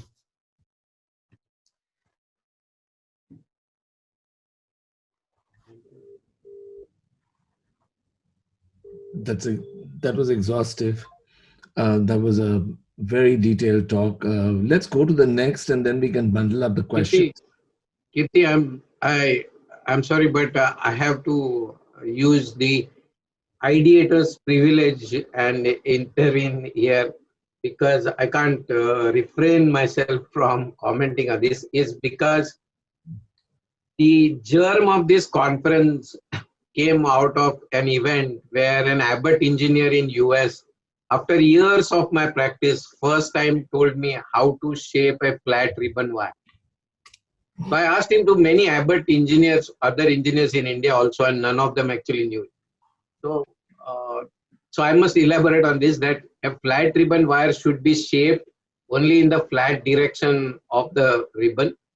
And how do you find out what is the direction of this flatness of the ribbon? And that is where you take the tip and just kind of just try to move it or hit it. And if it moves, if it doesn't move at all, that means you are at right angles to the ribbon, and that is not the way to shape it. So if it flexes, when you just twitch it, and if it flexes in that direction, then that is the direction you should shape the wire. I learned it after about 28 years of my practice. So I think sometimes there are things which are always there to learn even after years of practice. So sorry to use my privilege, but now Kirti, you can take over and more. No, you know, we'll. I think that was an important. I think that's where that was also the point of discussion we had on the first discussion when we actually thought about this meeting. But Anil, why don't we go to your talk first, and then we'll compile our questions. Sanjeev's presentation was truly outstanding in content, and it was not just exhaustive; it was also exhausting. Because I'm quite amused by the fact that we have so many variables that we have to look at. And if we really look at all these variables, I don't know what kind of decisions we're going to be able to take in terms of simple choices. Largely, most of us get confused by the semantics of wires. For example, we keep talking about stainless steel versus nitinol wires. And nitinol, incidentally, is a shape memory alloy. The full form of nitinol for everybody is nickel titanium naval ordnance laboratory, because this is a military alloy which came from the naval ordnance laboratory, and it would retain its shape. But really, in actual practice, the shape retentivity is not such a strong point of the nitinol guide wire. So we all keep talking about different properties of wires, but ultimately we need to bunch them. So I'm going to share a few slides and see if it makes some sense. I called it actually a guide, and I did not realize that it would not be really a primary. Can you mute, please?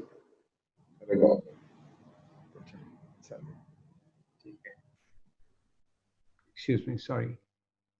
I'll just start from. So I'm not really going to go into what has already been discussed. Let me just start from here. So, slideshow.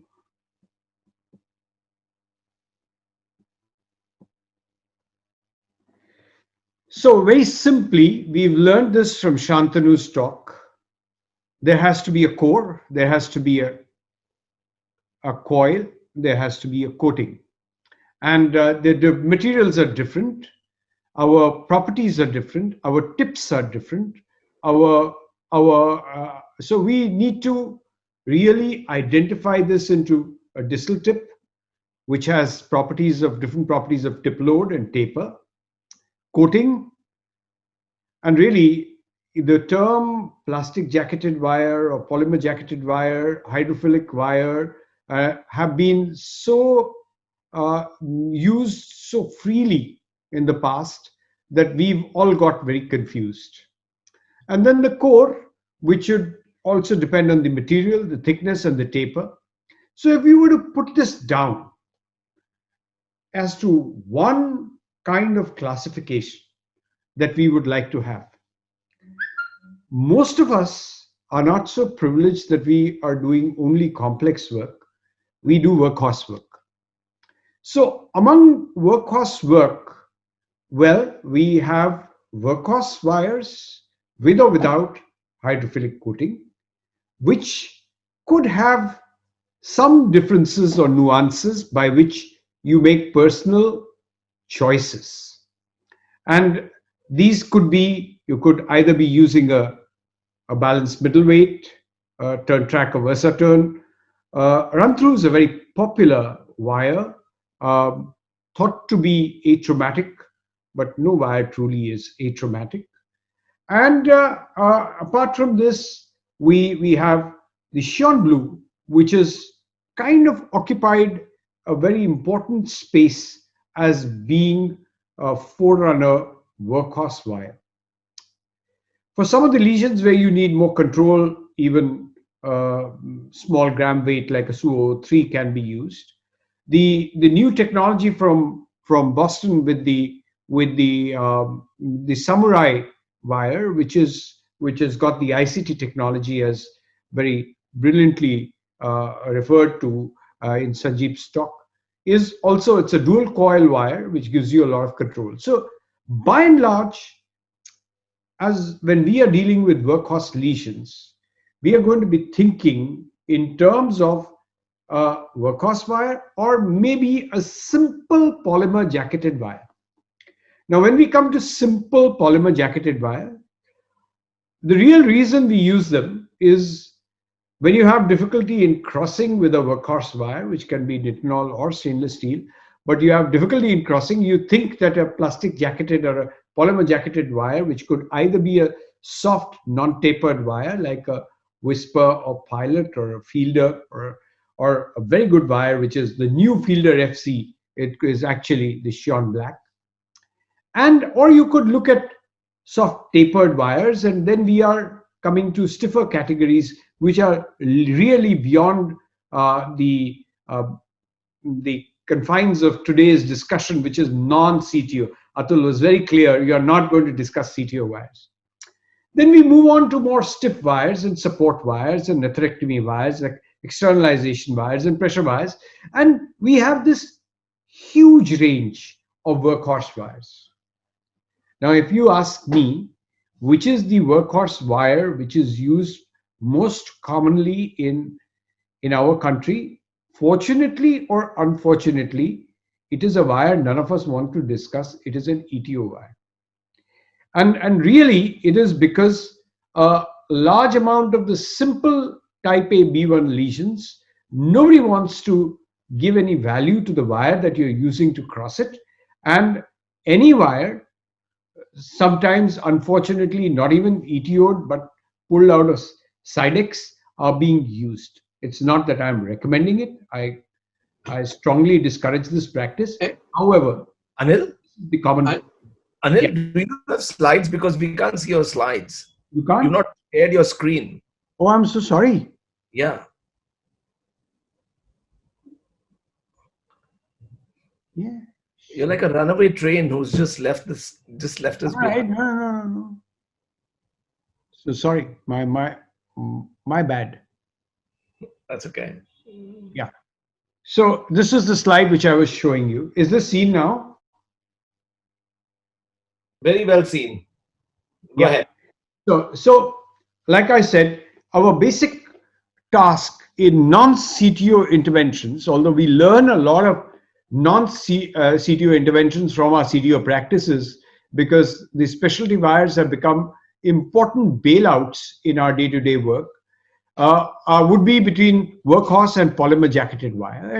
And largely the workhorse wires would be the balanced middleweight, the run through, the shone blue, the intuition, and so on and so forth. So these are the wires that we are using. And really, among the polymer jacketed wires, all the wires are actually different because of the generation in which they were launched. Because at the point that they were launched, it was kind of perfect technology. But as feedback came from the practitioners, the wires kept getting a little more modified.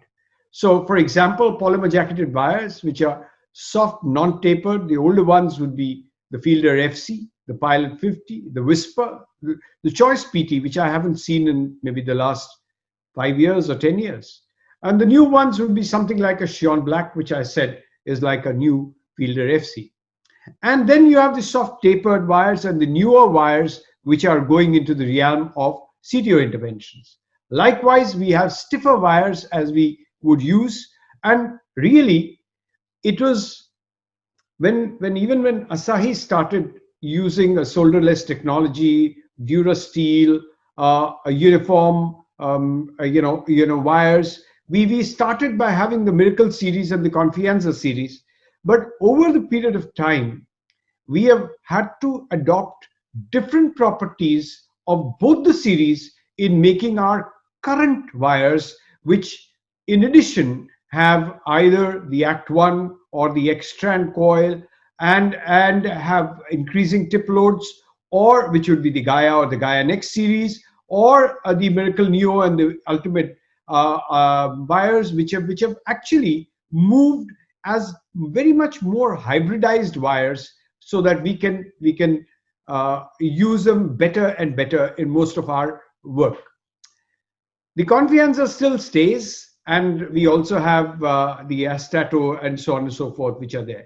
The support wires really haven't changed, and one of the frequently used wires in one of the centers in North India is an All-Star wire. And one of the reasons which I learned about the frequent use of All-Star wire was the ease of reuse of an all-star wire, which after ETO can be reused more easily than any of the other wires. Well, we don't have the wiggle wire, and we do have some extra support wires which can be there. We know the differences in the atherectomy or the externalization wires, but I'm not really going to go there.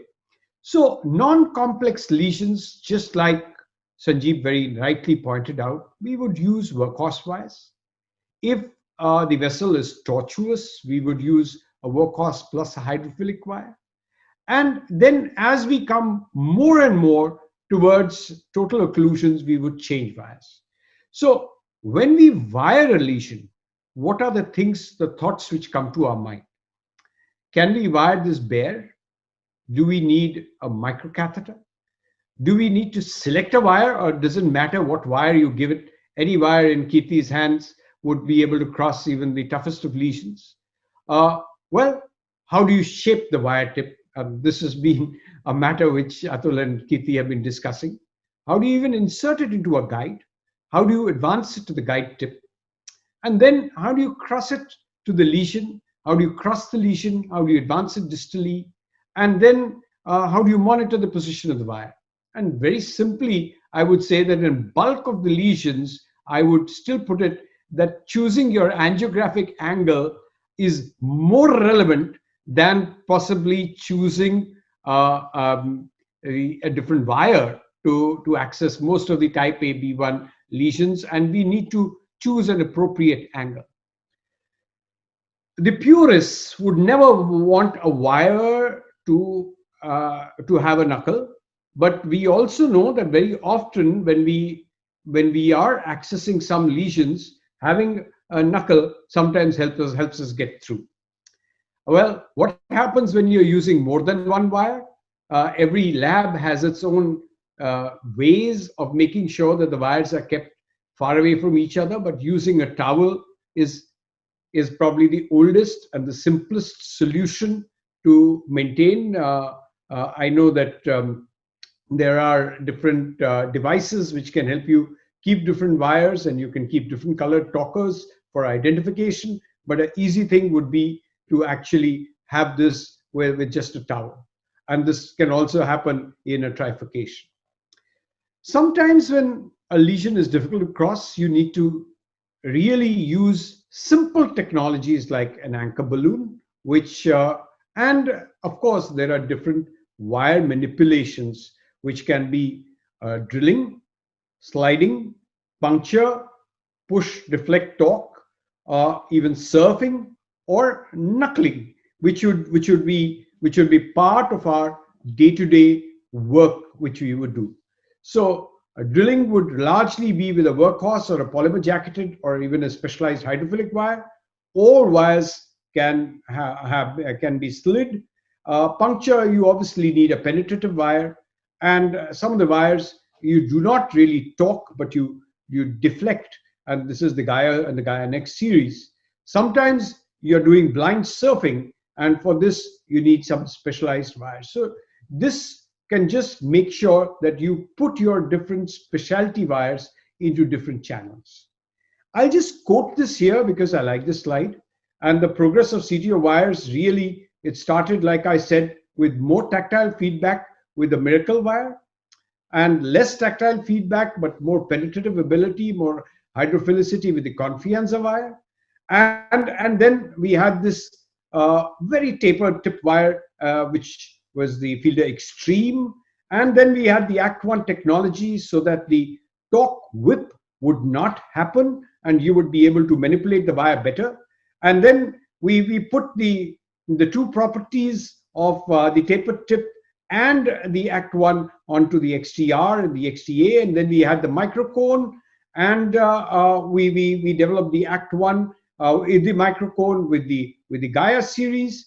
And then we've also put an outer coil with the wire rope, which is with the SUO 03, and with the X-strand coil, we've gone to the Gaia Next. So, and also there have been similar wires which have come from say different houses, including Asahi and Boston. So let me just come back to wire shaping. Now, I remember reading a paper maybe 25 years ago about shaping a wire, and I was trying to locate it, but I couldn't locate it in the last week.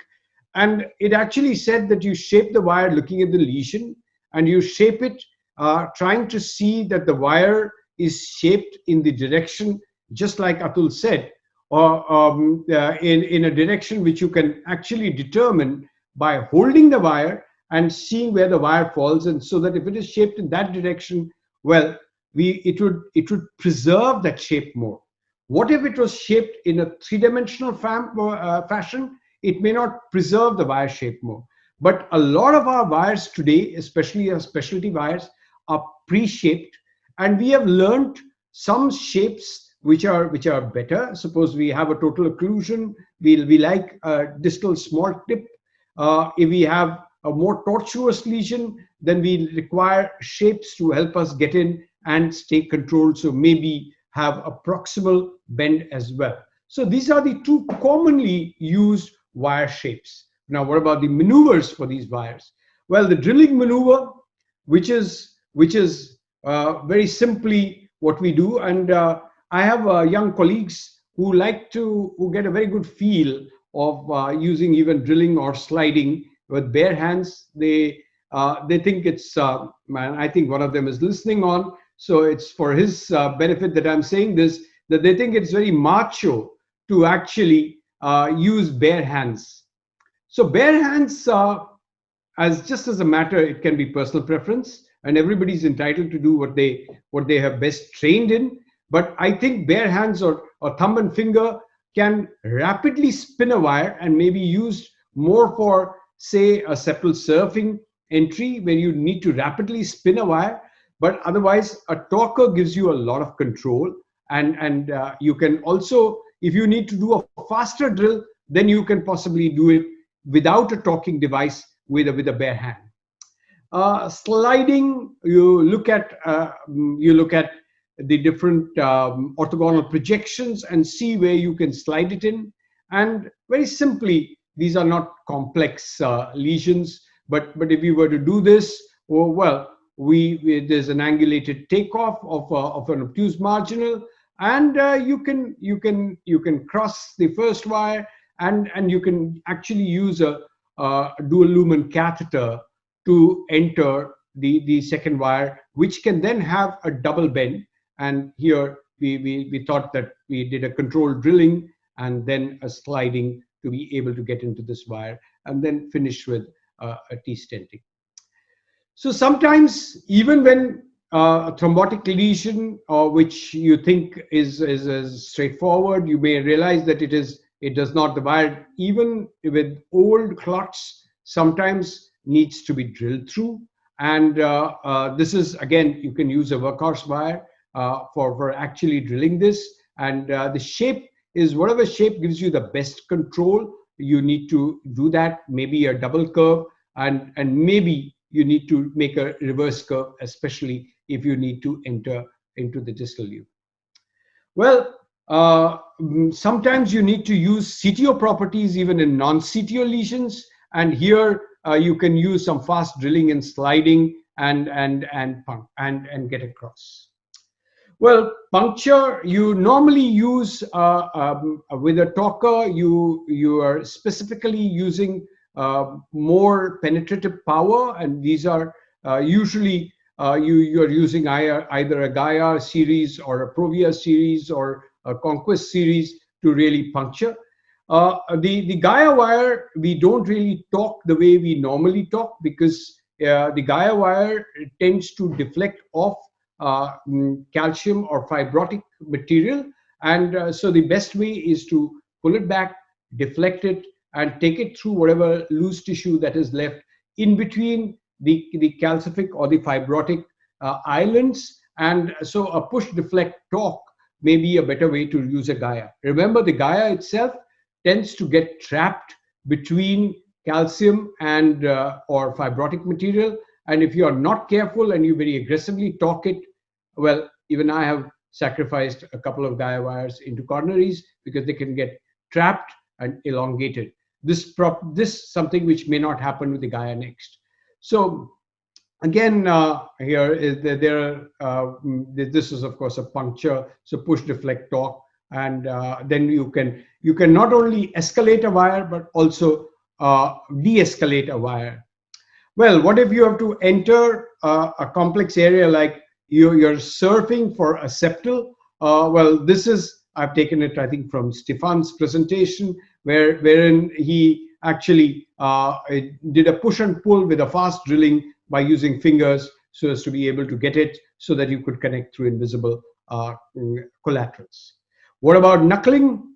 Now, the Asahi has now made a wire which is possibly got multiple uses. It is the Gladius Mongo wire, which very easily knuckles. But other than that, the Pilot series and also the Sean Black knuckle quite well.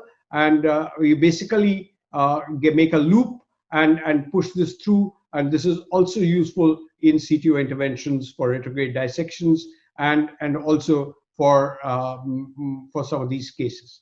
So you might have noticed I'm running through whatever CTO cases there were, but sometimes when you are using a Pilot 200 and you cannot cross, then you can actually use a knuckle to kind of enter this vessel and cross. Occasionally, you can have a patient in whom the entry is difficult because the patient has a calcific reverse loop entry, and here you kind of shift the base because any amount of wire is not going to be able to kind of take this reverse loop. So I learned this from one of Kirti's cases, and we learned this that we actually performed a rotational atherectomy in the main vessel, shaved some plaque off. Even that didn't work. Then probably had to use another cutting balloon because initially we tried to use a reverse wire technique, but the patient became ischemic even with a fine cross, so we could not use a Crusade a microcatheter. So we went back, and once we had done a little cutting balloon at this edge, and we took back our wire, and if you can see, this is a simple polymer jacketed wire which makes an easy entry into now, which was earlier very difficult because we've changed the base of operation of entering into our vessel, and then of course we went ahead and this is a double kissing crush. So these are some of the things which I just thought that we'll discuss, that you need to have different set of techniques, and everybody needs to identify his or her set of wires which give him or her the maximum comfort to have on your shelf. We understand that logistics determine a lot of availability of wires which are to be available, but there is a certain set which you are comfortable with and need to work on. So I think we need to keep that. Now, as far as kind of making how do we shape wires, we used to shape them with a green needle, but over a period of time then there were people who taught us to shape them with just our fingers, and people who had pinky nails used to shape wires. But now I think a large amount of us, many of us, just shape them through the introducer tool. So I'm going to conclude here because all the previous slides which I actually took off were a repetition of what had already been presented, and I just thought that I'll open this for discussion. Back to you, Kirti. Very well covered. I think a different perspective on everything that has been said in the past hour or so. But let's go on to just picking up some of the stuff and getting all our questions answered. Atul, do you want to kind of take on with bring up any issues that you think might be relevant for the? Yeah, I think couple of questions in the question box, and probably some of the pre-received questions that we have. I think one of the most important, there are 2-3 questions which are kind of repeatedly being asked. And let's take the first question as to how to get into a closed side branch through a side of a stand, which wire to use and what precautions to take. So that's also, I think, in the question box, a couple of questions, and also some people have pre-sent me some questions. So a lot of people want to know about it. So let's have some comments from the panelists on that. Which wire to choose for crossing through the side of a stand into a closed branch? So I think everybody has differences in different approaches. For example, if a workhorse wire can cross, I see no hesitation in not using a workhorse wire to cross into a side branch. The challenge becomes in two things, because a lot of Oxford wires are used. So Oxford polymer jacketed wires we should never jail them, because if we jail them, then there is a possibility we'll shear them on when trying to remove them. So at least Oxford is for sure, but even New York is one has to be a little careful about jailing the side branch wire. As far as recrossing into the side branch wire is concerned, I think a lot has changed since we have a KIO in place. We have a protection wire. A lot has also changed because we are now practicing a lot of POTT, which is being done and it helps us gain entry into the side branch. But if we have a challenging entry into the side branch, again, we need a wire which has some hydrophilic component. It is lubricious, and I think everybody has differences. Some Pilot 50, Pilot 100 are very commonly used. I tend to use a Xion Black, but I would welcome the opinion of the House as to what are individual choices. Some people use a Whisper, but Fielder FC was very popular. But like I said, Xion Black is possibly the new Fielder FC. What do you use in those situations? Atul? Yeah, I mean, as Anil said, I prefer, if I can, I would use a normal soft workhorse wires, because there are two problems that happen with a hydrophilic wire or a whisper-like wire, which sometimes makes the entry kind of easier. I'm talking of a situation where you can't see the side branch or we have closed side branch. I'm not talking of a simple stand and you probably any wire can cross. So there, one is jailing is one issue, but the second issue is that many times these wires, when it's a closed branch, you can actually dissect into the side branch, and when you do that, then you have a really difficult situation on hand, because then even the other wires become more difficult to cross. So I think I would first try the softer version of softer wires. If there is no success whatsoever, then I would use a Pilot or a Whisper or something like that. And I think this is something where I think everyone can comment. Dr. Sanjeev, Dr. VC. Sanjeev, what about you? Let me understand the question. I mean, is it after you have a side branch which is occluded? Totally occluded. You need to, whatever. So under different circumstances, you want to enter a side branch through a stand. Now, what is it that you are going to use? Yeah. So my preference is for a wire which has more 1:1 torque control. The reason is, and should have a little bit of hydrophilic coating as well. The reason is, see, it all depends on what struts you are crossing the side branch. Is it the distal strut, or sometimes if you have a decay crush like situation or a crush technique, you would like to go in the middle or the proximal part. So again, you need a little bit of more torque control, where you can direct the tip of the wire whether to go cross through more distally or to the mid or the, so that is very important. And then because you have the struts, you always need a slippery coat over it, so that the moment your tip has crossed, it slips through. So these are the property of the wire that you look for. If it is totally occluded, and you have a wire on the side branch. Yes, that wire which is in the side branch may give you a guide, but over the time I have learned that when you try to cross in that situation, you don't have a control of which struts you have.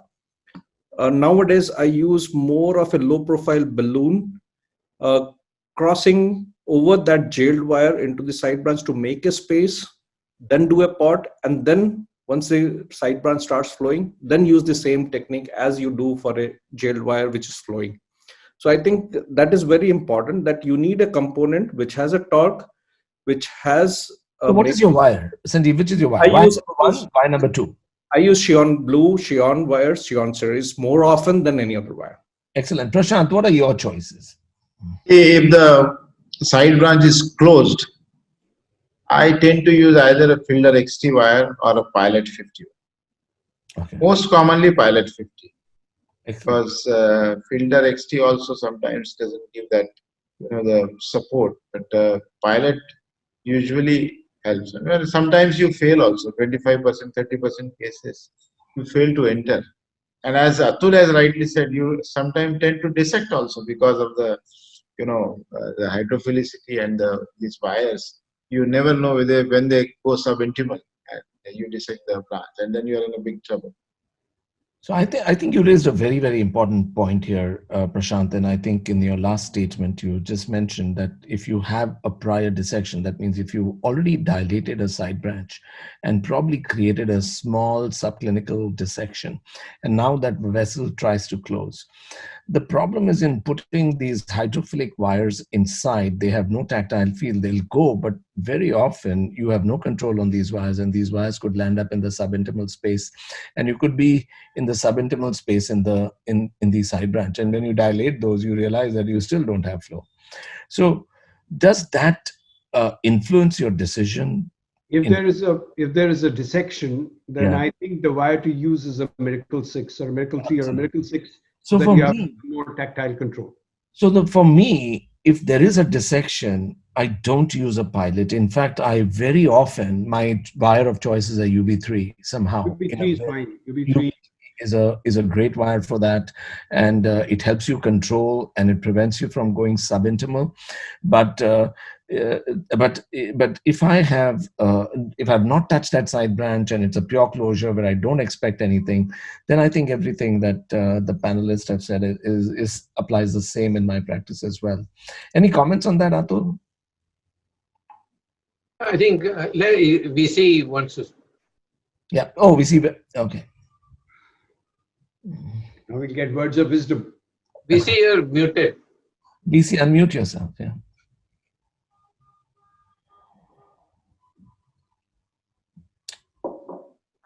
VC, we can't hear you. Please unmute.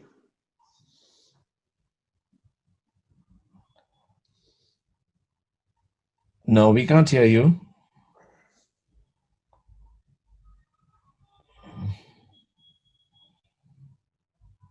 I think maybe we can move on till VC, try to fix your audio and. No, we can't carry on without Dr. Chauhan's statements. Yeah. No, his statements are priceless. You'll get real words of wisdom from him. Yes, sure. So in the meantime, till VC kind of comes back, is another question which is kind of very interesting and relevant also, is that when you are doing a primary angioplasty and you don't know how bad or good the distal vessel is going to be, what should be the choice of wire to cross? Because that is situation where there could be different types of vessels that you are going to cross through the 100% occlusion. So comments on that? If I can take this, I mean, if I was to start this, in any ST elevation myocardial infarction, when there's an occluded artery, I think it is just smart to start with a soft regular workhorse wire, because in 90% of these cases, the workhorse wire is going to cross, not just because it's a soft lesion, but you are so used to and so familiar with the use of that workhorse wire that your navigatory skills of a wire that you use frequently actually adds to the properties of the wire. For example, I mean, in some operators prefer the BMW series of wires and the turn tracks. Others would prefer the run-throughs. Some would take the Renatos. But I think you need to stick to a wire that is a soft tip wire and start with that. And then based on what is your problem, whether you're stuck at the entry point or you're stuck within the occluded segment of your acute infarct, or once you're distally, are you not able to access most branches that you would have visualized, or you have not established flow? I think that becomes an issue. So I think the softest wire is the best one to start with. And the regular workhorse wires, they should be non-hydrophilic, actually. They're non-polymer jacketed. Yeah, I totally agree, Kriti. I think the only situation where I start with a whisper-like wire is when somebody is presented with a delayed stent thrombosis. And that is the situation where probably your soft wire takes very long time to cross. And that is the only situation where probably I would start with a whisper wire, when you have somebody with a delayed stent thrombosis. I think the thrombi always add a little bit of a resistance. Yes, of course. So you need a slightly stiffer wire, isn't it? A little more weightage wire for that. So what do you choose for an older thrombus? You're asking me? Yeah. So if I've had a delayed presentation of an acute MI, I think I stick to using a run through. My favorite wire is a run through when I start. And rather than changing the wire, for me, I add a microcatheter very easily and very early on. And therefore, when I look at these statistics at my hospital, my use of microcatheter is much higher than most of the other operators, because my threshold to open a microcatheter is very, very, very low. And in fact, I feel the wires and microcatheters are married together. And when you actually use them together, you can use the same wire and use different properties of that combination to kind of make, try to use your workhorse wire more effectively. So we looked at our statistics, and in the last 2 months, out of the 41 wires that I've used in September, October, and November, 27 wires are run-through wires. So we've got 27 run-through wires. And we've used a Sion Blue in 5 occasions. We've used an additional flex, a Fielder XTR or an A. We've used 2 UB3s for maybe a CTO or something. But what I'm trying to say is that almost 60% of the cases, I just stuck on to what I use normally, which is my workhorse wire.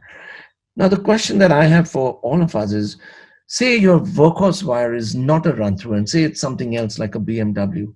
Is your crossover to another wire more frequent than that 60% utility in all cases? Or what does Prashant do in Nagpur, and what does Sanjeev do in Jaipur? I mean, and Anil, what do you do in Delhi? I mean, how are you differently? What is your proportion of wires that you use on a regular basis? See, Kirti, our workhorse wire is run through, and in PAMIs, which we do a lot here, 95 to 98% cases, it is the run through which crosses. Absolutely. Run through extra floppy or hypercoat? No, the routine one, the run through NS. NS, run through Yeah, NS. NS. Yeah. Great. And very infrequently you would be kind of jumping on. So which is your other next wire that you use when you have a problem? Then it is the Fielder XT. Okay, the Fielder XT. Sanjeev, what about you? You're talking about the STEMI patients? Yes, STEMI patient. And you take all comers STEMI. What do you start with, and what would you jump to next? So my workhorse wire is the BMW and Xion. Okay. And if it is a little bit organized clot, I use same as you. I have a very low threshold of using microcatheter, particularly in patients who have a delayed presentation.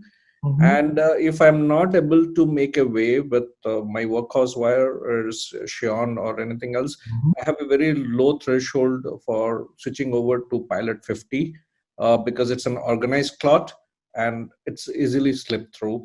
But again, before that, I just play around with the distance of the microcatheter to the thrombotic occlusion, because that actually increases your the strength of the tip load actually. So it helps you many times. Anil, what do you do? I So mean, my workhorse wires, actually, if I have a choice, it is a Xion Blue. yeah. I used to use a lot of run through, but I kind of think that Xion Blue can do a little more.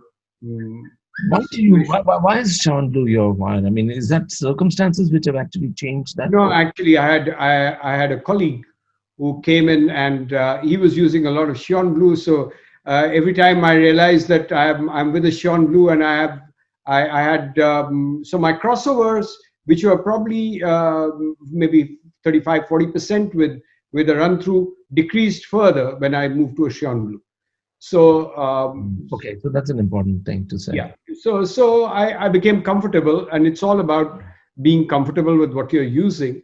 So but I think one of the wires which is among all the hydrophilic changes, firstly, of course, use a microcatheter, and the second thing is that we are going to learn to use a little more Xion blacks. And so if with a microcatheter it doesn't cross, especially in a STEMI or a ACS situation, then one of the things, rather than a Pilot, I kind of prefer a Xion black, because it is as slippery as Pilot. It has a little more body and a little more substance, and I can deliver much more hardware with a Xion black. So I kind of moved from a BMW to a Whisper, which was what I was doing maybe 15 years ago. About 10 years ago, 7 years ago, I was using a lot of run through and moving to a Pilot. To now, I'm using a lot of Xion Blue as my starting, and if I need a more hydrophilic component, I move to a Xion black. Great. Atul, we had a couple of scenarios. Do you want to play the scenarios and take a view of what most people would use in those? Yeah, I think VC actually had some angers and. So VC, do you want to? Are you there? Are you able to? My slides. Can you listen to me now? Yes, Yeah, we can hear you. We can listen to you at any time, sir. We are waiting to listen to you. No, I just share my screen and to show my stupidities. So just let me share the screen. Can you see my screen? We can see you right now. Yes. No, I'll just see whether it is. Can you see that now? This started. Yes, Yes. of course. Yes, now. Yeah. So I think AB Mehta is not seen. He may be joining tomorrow probably. Yes. Yeah. So see, basically, I'm really thankful to Atul to include me in this stalwarts who are expert on wires and many things, of course. I'm going to present one or two simple cases just to discuss whatever it is. Now, see, unfortunately, I'll close my this and then again go back, because there's a new computer. It is like slippery wire. It goes very fast and just it just so fast that you don't know from first slide to last slide. Now, see, basically, this is the first time that Atul discussed with me that we are going to talk about the materials. And I realized the importance of material. I thought Guidewire is such a simple thing, and we realized how complex it is. I think it is one of the most complex that we ever use in acute scenarios or even chronic scenarios. And I would like to tell you some philosophical statement that the most important step in 1,000-mile journey is the first step. Same way, the most important step in any complex angioplasty, whether Kirti will like to do OCT in each and every case, first step is to cross with the wire. If you can't cross the wire, all your hardware, everything becomes useless. So the first step is a wire, and that is the most important. And what success upon what success depends? Anatomy. And according to anatomy, decide which technique you want, and accordingly you decide which type of wire you use. And it's very complex. I'm not going to detail, but it is very complex. So I'll just show you in detail that we have different type of anatomies, which in turn decide the wire and the skill. So tortuous vessels, abnormal origin, where you can never get any coaxial catheters, CTO, antegrade, retrograde, acute coronary syndrome or subacute coronary syndrome, long lesion, calcific lesions, where we need extra support. So we have different scenarios. And if you do not select properly, probably you can fail. So the success of PCI depends upon skill of operator and 50% upon skill of the selection of the wire. So if you tell Kirti, probably you can open even the old Lesion with BMW wire, but everyone cannot do that. So that is something I'll just tell you like this. Even Sachin cannot score century if you give him wrong bat. Like if you give him baseball bat and I have to bowl, I'm sure Sachin cannot score century against me. But of course he can. He's like Kirti Pune, he can do anything. But so I'll just give you the example of one case. This is about 59 year now. It's a 72-year-old man whom I had put stent in LAD and RCA in 1998. Then after 12 years, he had another block and there was a stent put in a LVPB. And unfortunately, he continued smoking and still he did reasonably well. So recently, just few months ago, he had 2 or 3 episodes of raised angina. And at that time, LAD stent was patent. It was borderline lesion, so FFR was done. It was negative. But there was a total occlusion of right coronary stent. So I'll just show you that. See, this is the lesion that I see. Now, what would be your choice in this situation? Yeah, any one of you can say. This is sort of 1998 stent in RCA, 2008 stent in LVPB, a chest pain 2 or 3 weeks ago, no chest pain at the present moment, and this is the scenario. So what will you do? So if I were to address this, I would start with my Workhorse Wire, and I would get as much as possible with a standard, with a probably a smaller, with like a CTO tip with a primary and a secondary curve, so that I get to that point. The reason I need a CTO curve is because you can see a very tapered artery distally, and when you have a very large curve, the large curve will prevent you from actually going in, and even if it goes in, it'll keep going into the plaque. So you need a smaller curve at the distal end and a slightly secondary curve to negotiate the primary curves of the artery. But for me, this is mandatory microcatheter usage. So I would follow this with a microcatheter because you don't want to kind of go back and recross. So with my Workhorse, I'll try to see as far as I can go.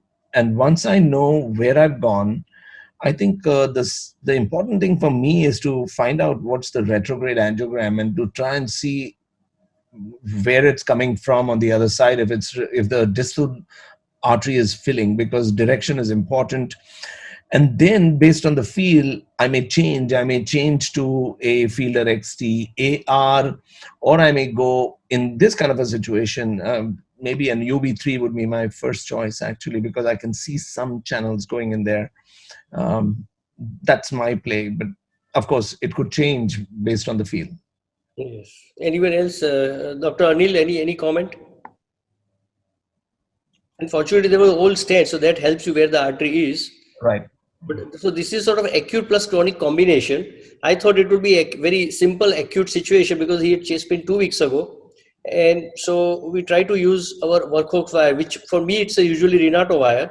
So initially I tried to do it alone and it could go up to the lesion, but distal to the distal proximal stent, it couldn't go. Then I use a Corsair, that's a support catheter. Even that didn't work. So I use a pilot catheter, or a pilot wire, sorry, and without removing the previous wire. But it was difficult. So when I used 2 wire, it was without micro catheter. After this, I thought, let me see pilot with the micro catheter. And then it went up to this level. But beyond that, the pilot couldn't go. Neither this micro catheter that was Corsair go. So I thought it is enough. And by this time I was not tired, but because patient was otherwise having no major problem, we thought we'll do it some other setup. So ultimately I removed everything. And then patient said, again, now why don't you try it again? So I thought, let me now go up to this level and use nano catheter or 1.25 millimeter balloon. But this time when I tried, the wire never go beyond this level. So maybe I don't know what was the reason. But first with micro catheter, it could go across the probably distal tip of the proximal stent. The second time I couldn't go beyond, and then ultimately I abandoned. So I'm sorry that I show a case which I failed actually, because initially when you thought it is such a simple case, it's probably relatively acute situation. I will go very easily, but it is probably acute and chronic combination, significant instant restenosis and ISR plus maybe acute situation. That is why it was difficult. Now, what should we do when we do next time? As Dr. Kirti very rightly said, even in acute, semi-acute situation, when there's a combination of ISR and stent thrombus, maybe we have to use microcathode more liberally. What I did when I crossed with the microcathode, I should kept that wire there and remove the microcathode with balloon trap or whatever technique it is, and tried the small balloon or even nano balloons. But at that time we thought, okay, we'll be able to cross it, and we just removed it.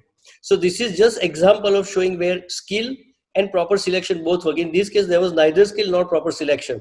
That is why probably I failed probably. And that's why I dare to present this thing, because these are the real day life situation where actually we face with this situation. So now I would like your comment and how's it open to discussion. Anybody wants to take it? Anyone wants to say something?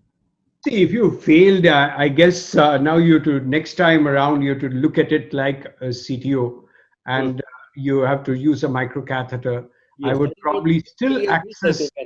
I would still access the old stent with either a Xion blue or a Xion black. And if I am not able to make progress thereafter, then I would try to do a loose tissue tracking by maybe XTA or a UB3 in this case to get across. So this is, but with a microcatheter support, and also maybe do a contralateral angiogram to see where I'm going. Because these are not always a given. You know, every time we look at acute MI, we all think our wire is going to reach because like a knife in butter, but it is not the truth. I think this morning we were stuck in a bad old and chronic thrombus, which is so bad because it was just knocking the hell out of any wire which is going. So we managed to get across, but we realized that the whole RCA was completely and totally thrombotic.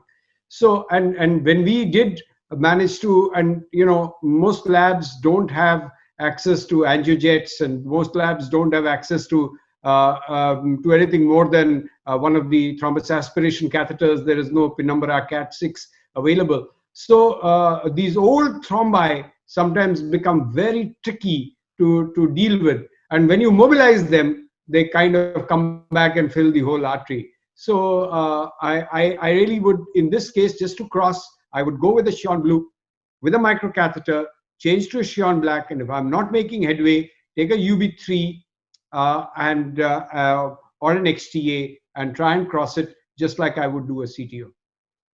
Can I interrupt for a second? I think there are types of wires which this is also one of the last things we would also want to discuss about. Everybody doesn't have every wire. I've never used a UB3 wire. Right? So what I think we should talk in terms of is, in this situation, what am I going to increase to? Am I going to increase my tip load? Am I going to use more hydrophilic wire? So I think in those terms, I think it is better to discuss in those terms. Here, Atul, can I just interject here? Yeah. See, this is the point which I was making during my talk. And that is that I wish life was so simple that you would say, okay, I go for a higher tip load. But these wires have all come up in different stages of evolution. And many of the current generation wires are actually hybrid wires. They are not really, it is a UB3 is not a miracle 3. A UB3 has hydrophilic properties as well. So when you say that I want to now go for tactile feedback, that was good 15 years ago. But today, because many of these wires have hybrid properties, you need to identify particular wires that you're going to turn to. I don't know if I've been eloquent enough to say what I wanted to, but Kirti, you may. Neil.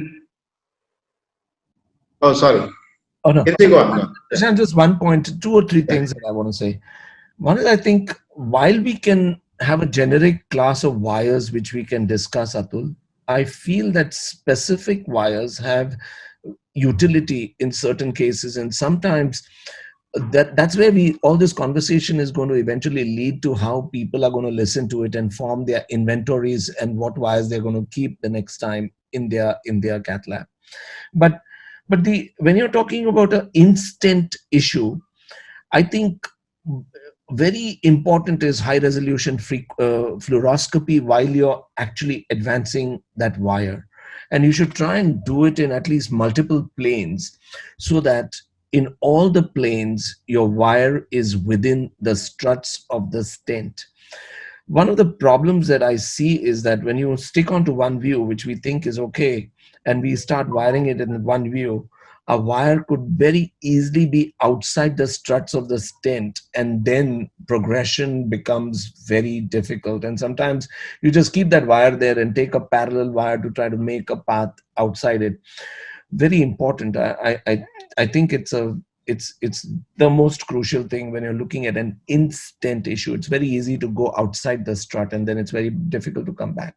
Prashant, please, you were saying something. So, wanted to know from Anil or from you also, in such a situation, why not a Gaia wire in this situation? What is the problem? It has a good tip load, it is trackable, it has, and we know the stent, so we know where we have to go.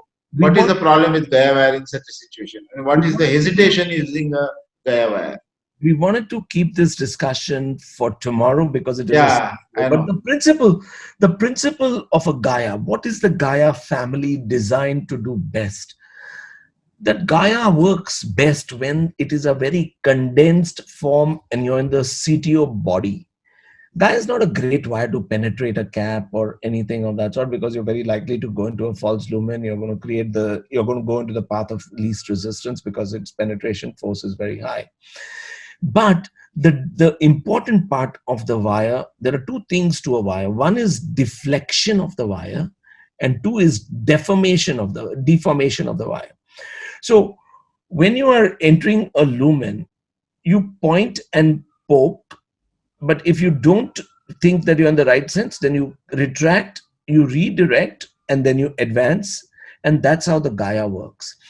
The problem is in this, if there was a calcium right sitting there, or there's obstruction, and if an operator is going to then force himself, then that deflection is obtained by moving the tip away from that whatever hard area, and then it will use that like a slide, and then it'll slide and go across with its strength beyond that.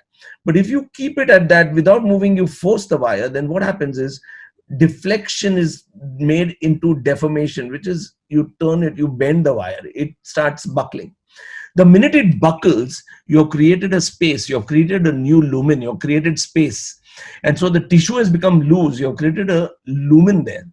The minute you get a lumen, now Gaias will stop working. They will just go and increase the lumen space. So for a Gaia to work, you have to have a dense CTO tissue. You cannot use Gaia when there is spaces. So you need to go to that point with your normal wires till you feel that now you're on the body of the CTO. At that point, if you think you want to move to a Gaia series of wire, it's okay. But if you were to do a Gaia series of wire prior to that, then actually the Gaia is not being used for the purpose it was designed. But of course, like any other wire, you might be lucky and you'll get away with it. Kirti, I think Kirti, we have been circumventing the VC's question a little bit. Now, I'm telling you that VC calls you now and says that I failed with this wire. I have now taken the patient on table. Tell me which wire should I open? And remember, he doesn't have all the wires. So which wire are you going to suggest? What is his inventory? So give him three choices. So if his UB3 wire doesn't have a UB3 wire, then I think it is okay to go closest to that family, which is the Miracle series. And in the Miracle series, I would start with a 3 gram. And a Miracle 3 would be my second choice. Now, if he doesn't have any of the Miracle series, then of course, then in this situation, one could go for, I think you can go into the Progress group, or you can go into the CrossFit group, and you can kind of venture out in the other areas of wires, which are CTO wires, which are non-coated, which are silicon tipped, which are not going to kind of go out of the space, and they still have minimal, but not very high penetration wire. We shouldn't go beyond the 3 to 4 grams or 6 gram weightage at this time. See, basically, selection of wire is selection of mutual funds or whatever we invest in the stock market. There are so many options. Instead of saying I have this wire, we should know this is a condition. Now, what wire should be used? But by the condition and use the wire. So that is why I thought I'll just show this case of combination. So, Atul, So when you have this wire VC, when you have these kind of anatomies, I mean, you can have a very well stocked cath lab, and if you have a very well stocked cath lab, and if your vendor for all the wires is not very far and he's within 10 minutes, then it's a different issue. You can call for those wires, but otherwise, these kind of wires are best done in an not in an ad hoc fashion, but in a that's what planned it is. fashion. You do an angiogram and you get him back and then do it as your first case, and keeping all your thought processes, get the right equipment and do it. Problem is when you do an ad hoc and you already do something, then you already set yourself up for a difficulty. And then once you set yourself up for a difficulty, unknowingly and unwittingly, you damage the proximal part of the artery somewhere. Inadvertently, a distal occlusion becomes a mid occlusion or a proximal occlusion, and then you have so much more to worry about, BC. That's my thought. I want others to kind of contribute on that. Now, Atul, what is your view? I totally agree. That's why I asked you that if you are going to try again, then you have to plan in your mind what is going to be my plan A, B, and C. Get all those wires ready, because if I am not going to be able to do it with a miracle, then what is my option? What micro catheter I want along with that? So all these options you have to make available in advance. And I would also think that once you have attempted for a while, I would leave some time between the two procedures. So that, in case you have created a false channel, you have done something. So let some time pass and then take this patient. Because anyway, it's kind of a total occlusion. So I think I would wait for a few days and then take it with all the hardware at my disposal. So I'm just going to change the scenario a little. Dr. Chauhan's case, ongoing chest pain. With an old stent, I'm in a webinar, hold on. in the pre-crux and in the PL, ongoing chest pain, you go with a microcatheter and go with a workhorse wire, it does not cross. Kitty, what would you do now? Sanjeev, what would you do now? You go with a workhorse, sorry, Varun had called. So, but you said you go with a workhorse wire and you go. If the patient has got ongoing chest pain, you're taking this patient up as a primary angioplasty, he has got a previous stent, he has ongoing chest pain, you cannot postpone this case. So you want to sort this out. You know that it is a mix of maybe ISR with thrombus, and now you have gone in with a microcatheter with a run through, which is your workhorse wire. It did not go. You pull the run through out. What will be your first choice? Would you go to a Miracle 3? You don't have a UB3. Would you go to a Miracle 3? Or would you go to, say, a Pilot 50 or a Pilot 100, which you may have on the table? So typically, if it is an acute, if it's an acute on a chronic, then almost always there is a soft tissue before you get to a firm tissue. So the first part of the occlusion is almost soft. You will meet obstruction once you get within a few millimeters, because that's where the cap lies, or that's where the hard part of the occlusion is met. So I think till you get to that position, it is important that you get to the run through or your workhorse wire and you've got your fine cross microcatheter. But what is important in this is to make sure that you are doing fluoroscopy in every angle to make sure that you're within the framework of the stent. And then you can use your wires well to get into that framework. And most of the times, once you get into a channel within that, you will find a channel within that. And it is my experience that with either the Miracle series or with the Ultimate Bro 3 wire, you will get to a point that you'll get to the distal cap. And the biggest problem in this is if the distal total occlusion is outside the stented area distally, then there exiting is a challenge more than entering. And exiting is a very careful thing. So take a breath before you come out of the distal occlusion and try to go into the branch. Once you come 3 millimeters away from the distal cap, regroup, take retrograde injections, find a path, secure that area. And how to secure that area within an instant, if you know that your wire is completely in, take a balloon till that point and dilate it, secure it. Even if you want, get a Guidezilla.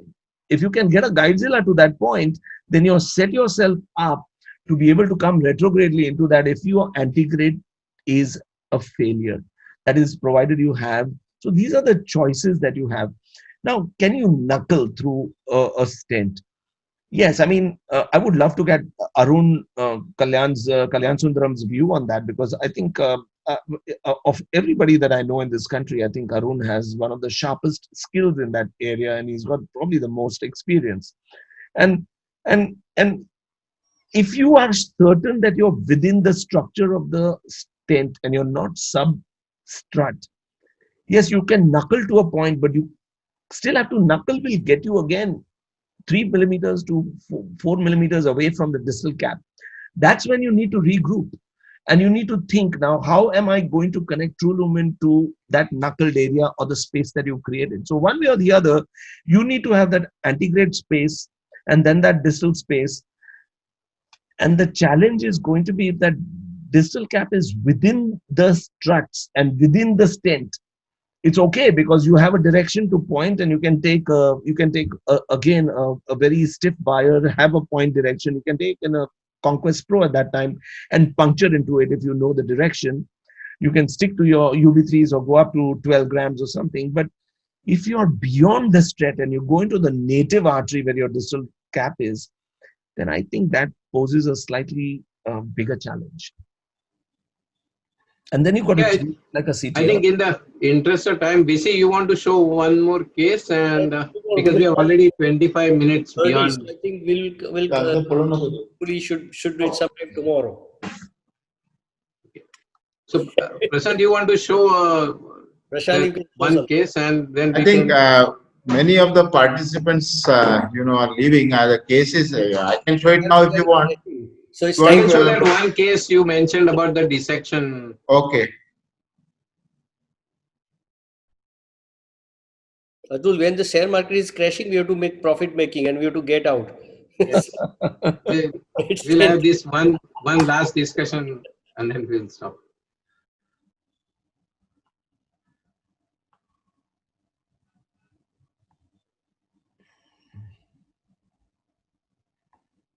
This is because I just saw the scams this serial. That's why I'm making these jokes. So this is a lady, and I just wanted to show, because Atul had told me non-CTO case, so stable angina. This was the lesion. So the plan was, the thinking was that there is some calcium here, and lesion is eccentric type given.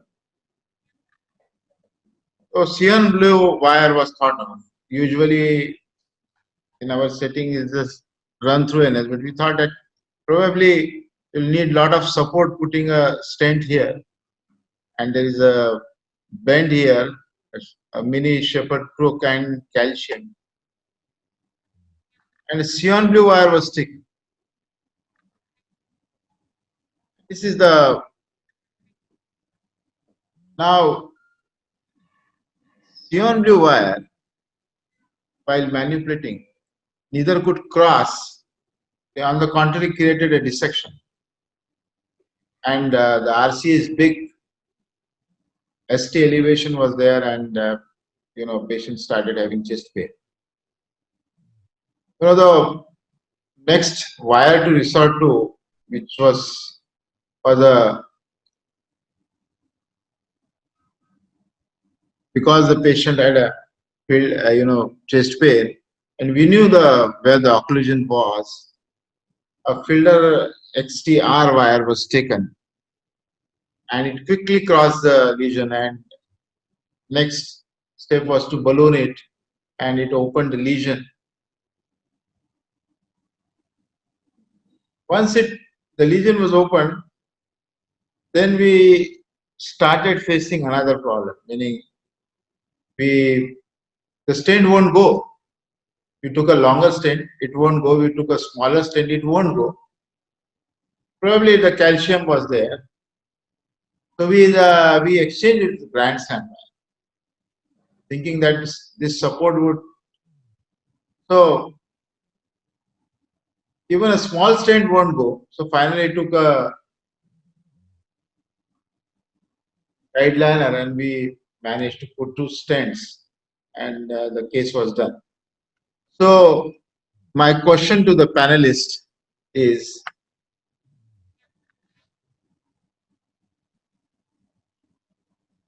I think my question is, I what think was the choice of Sion blue wire?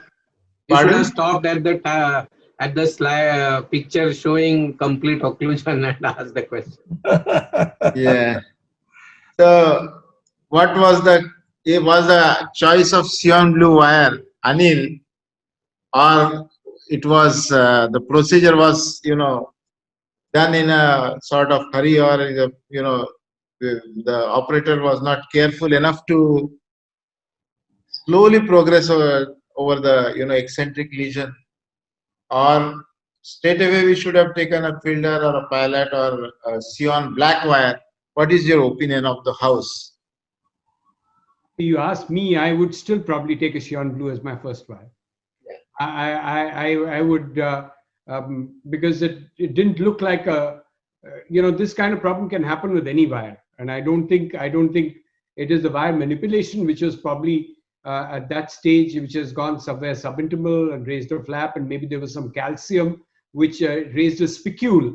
And because of that spicule, it kind of prevented the rest of your hardware moving despite a grand slam, etc., even later. So one of the disadvantages of using a taper tip wire like an XT or an XTR is that sometimes you can get across, but then you don't know where you have gone through. So that's how I would look at this, and I would have wired this with a microcatheter and probably started with a Sion blue and not really gone for so much of an XT or an XTR. But if I had to escalate, I would have possibly used a more hydrophilic wire. If the patient had developed chest pain, I probably have used a Sion black. Sion black. And would you remove such wire? See, you had completely removed the wire. So in case you feel there's a dissection, should we remove it completely and put another wire, or you can just pull it a little bit, rotate and restart, try with the same wire, or keep it there and try another wire? I would consider doing a parallel wire with Parallel wire is always better. That's what I also thought. So, my personal impression on these kind of cases is that when you see like almost a discrete lesion which has a flow distally, though it is tight in an acute kind of a syndrome, I think sometimes, Prashant, don't you think we get a little complacent and we think that we are going to cross it in 15 minutes, finish it and come out? I think, and that's why I think a lack of respect for the coronary artery That's true. Absolutely. is one of the reasons why this happens. And my personal opinion is you could have chosen any wire from your shelf just with shutting your eyes. And Prashant, someone with like you should cross this lesion without any questions or without any issues. But I think what we discuss is wires, but what we never discuss is our own temperament sometimes. And our temperament is very important. Our haste defeats all that is to be done. Complacence. We think that, oh, this is a simple case, you know, just go put a wire and put a stent and come out. It's a 10-minute case. So that lack of respect for that coronary artery, and I always keep saying that coronary artery is like a very sensitive and ill-mannered woman who will retort and react extremely sharply to any abuse given to her. Absolutely true. Yeah. You have to be, every case you have to be very, very careful. Yeah. And coronaries have to be treated very respectfully, as you rightly said. Absolutely. And particularly at the critical point where the lesion is very tight, because this is only in one dimension. You don't know where it is, where the lesion is. Exactly. And our thinking was that Sion blow would give some support because there was a calcium visible, which we later on proved to be correct, because there was a lot of calcium. Because even the Grand Slam wouldn't allow the stent to go. We could not see the calcium from the fluoroscopic projections which you were seeing here, but no, meaning there was a visible calcium. You can get a good, reasonable view of the calcium in the proximal part, and it's almost always the proximal calcium in an RCA which obstructs passage of devices. And the advantage is that, you know, before irrespective, I put in a imaging catheter, and if my imaging catheter does not go, I know that I'm going to have trouble. I just put my Guidezilla and start off the case with a Guidezilla. So very low throw channel, but awesome case. But just to prove the point that, the fundamental thing is it should be atraumatic. The wire should not, disturb the lesion. That point I wanted to show, because that discussion was on non-CTO today. So Absolutely. sometimes such things can happen. And I wanted to provoke the discussion in such a situation what to do, because you can't leave the patient. The patient is having ST lesion. So what is the fastest way to do? And it's such a big RCA. So it's not only the wire, it's also the manipulation. Yeah, true. Absolutely. Absolutely. I think my cath lab director used to always teach me that handle it like your own baby. It is coronary lesions like politician. No politician can be considered honest. Same way, no lesion can be considered as a simple lesion. It can create problem unexpected anytime. So Absolutely. Similar. Absolutely. So I think we have gone 35 minutes beyond the time. So I think it was great having all of you having this great discussion. I think Sanjeev has probably already left. So if I don't know whether I can't see him. So anyway, thanks everybody. Don't say Sanjeev has left. Say Sanjeev has gone to another webinar. He has not left. He has joined another webinar. So thanks Kirti, VC and Prashant to conduct this, and thanks Anil and Sanjeev and Shantanu for their talks. And I think looking at the reasonably good participation, I think we should consider continuing this wire wizardry now beyond basics, that is discussing some of these cases in difficult scenarios and how to sort of cross in difficult lesions in some of the next sessions. Tomorrow we will be having the next episode of Wire Wizardry for the CTO part of it. So request everybody to join in tomorrow at 11 a.m. I think Atul, you should tell everybody that they should stop where their wire fails or creates a complication and let everybody opine before they tell us what they did to bail themselves out. That way we learn more. Yes, sure.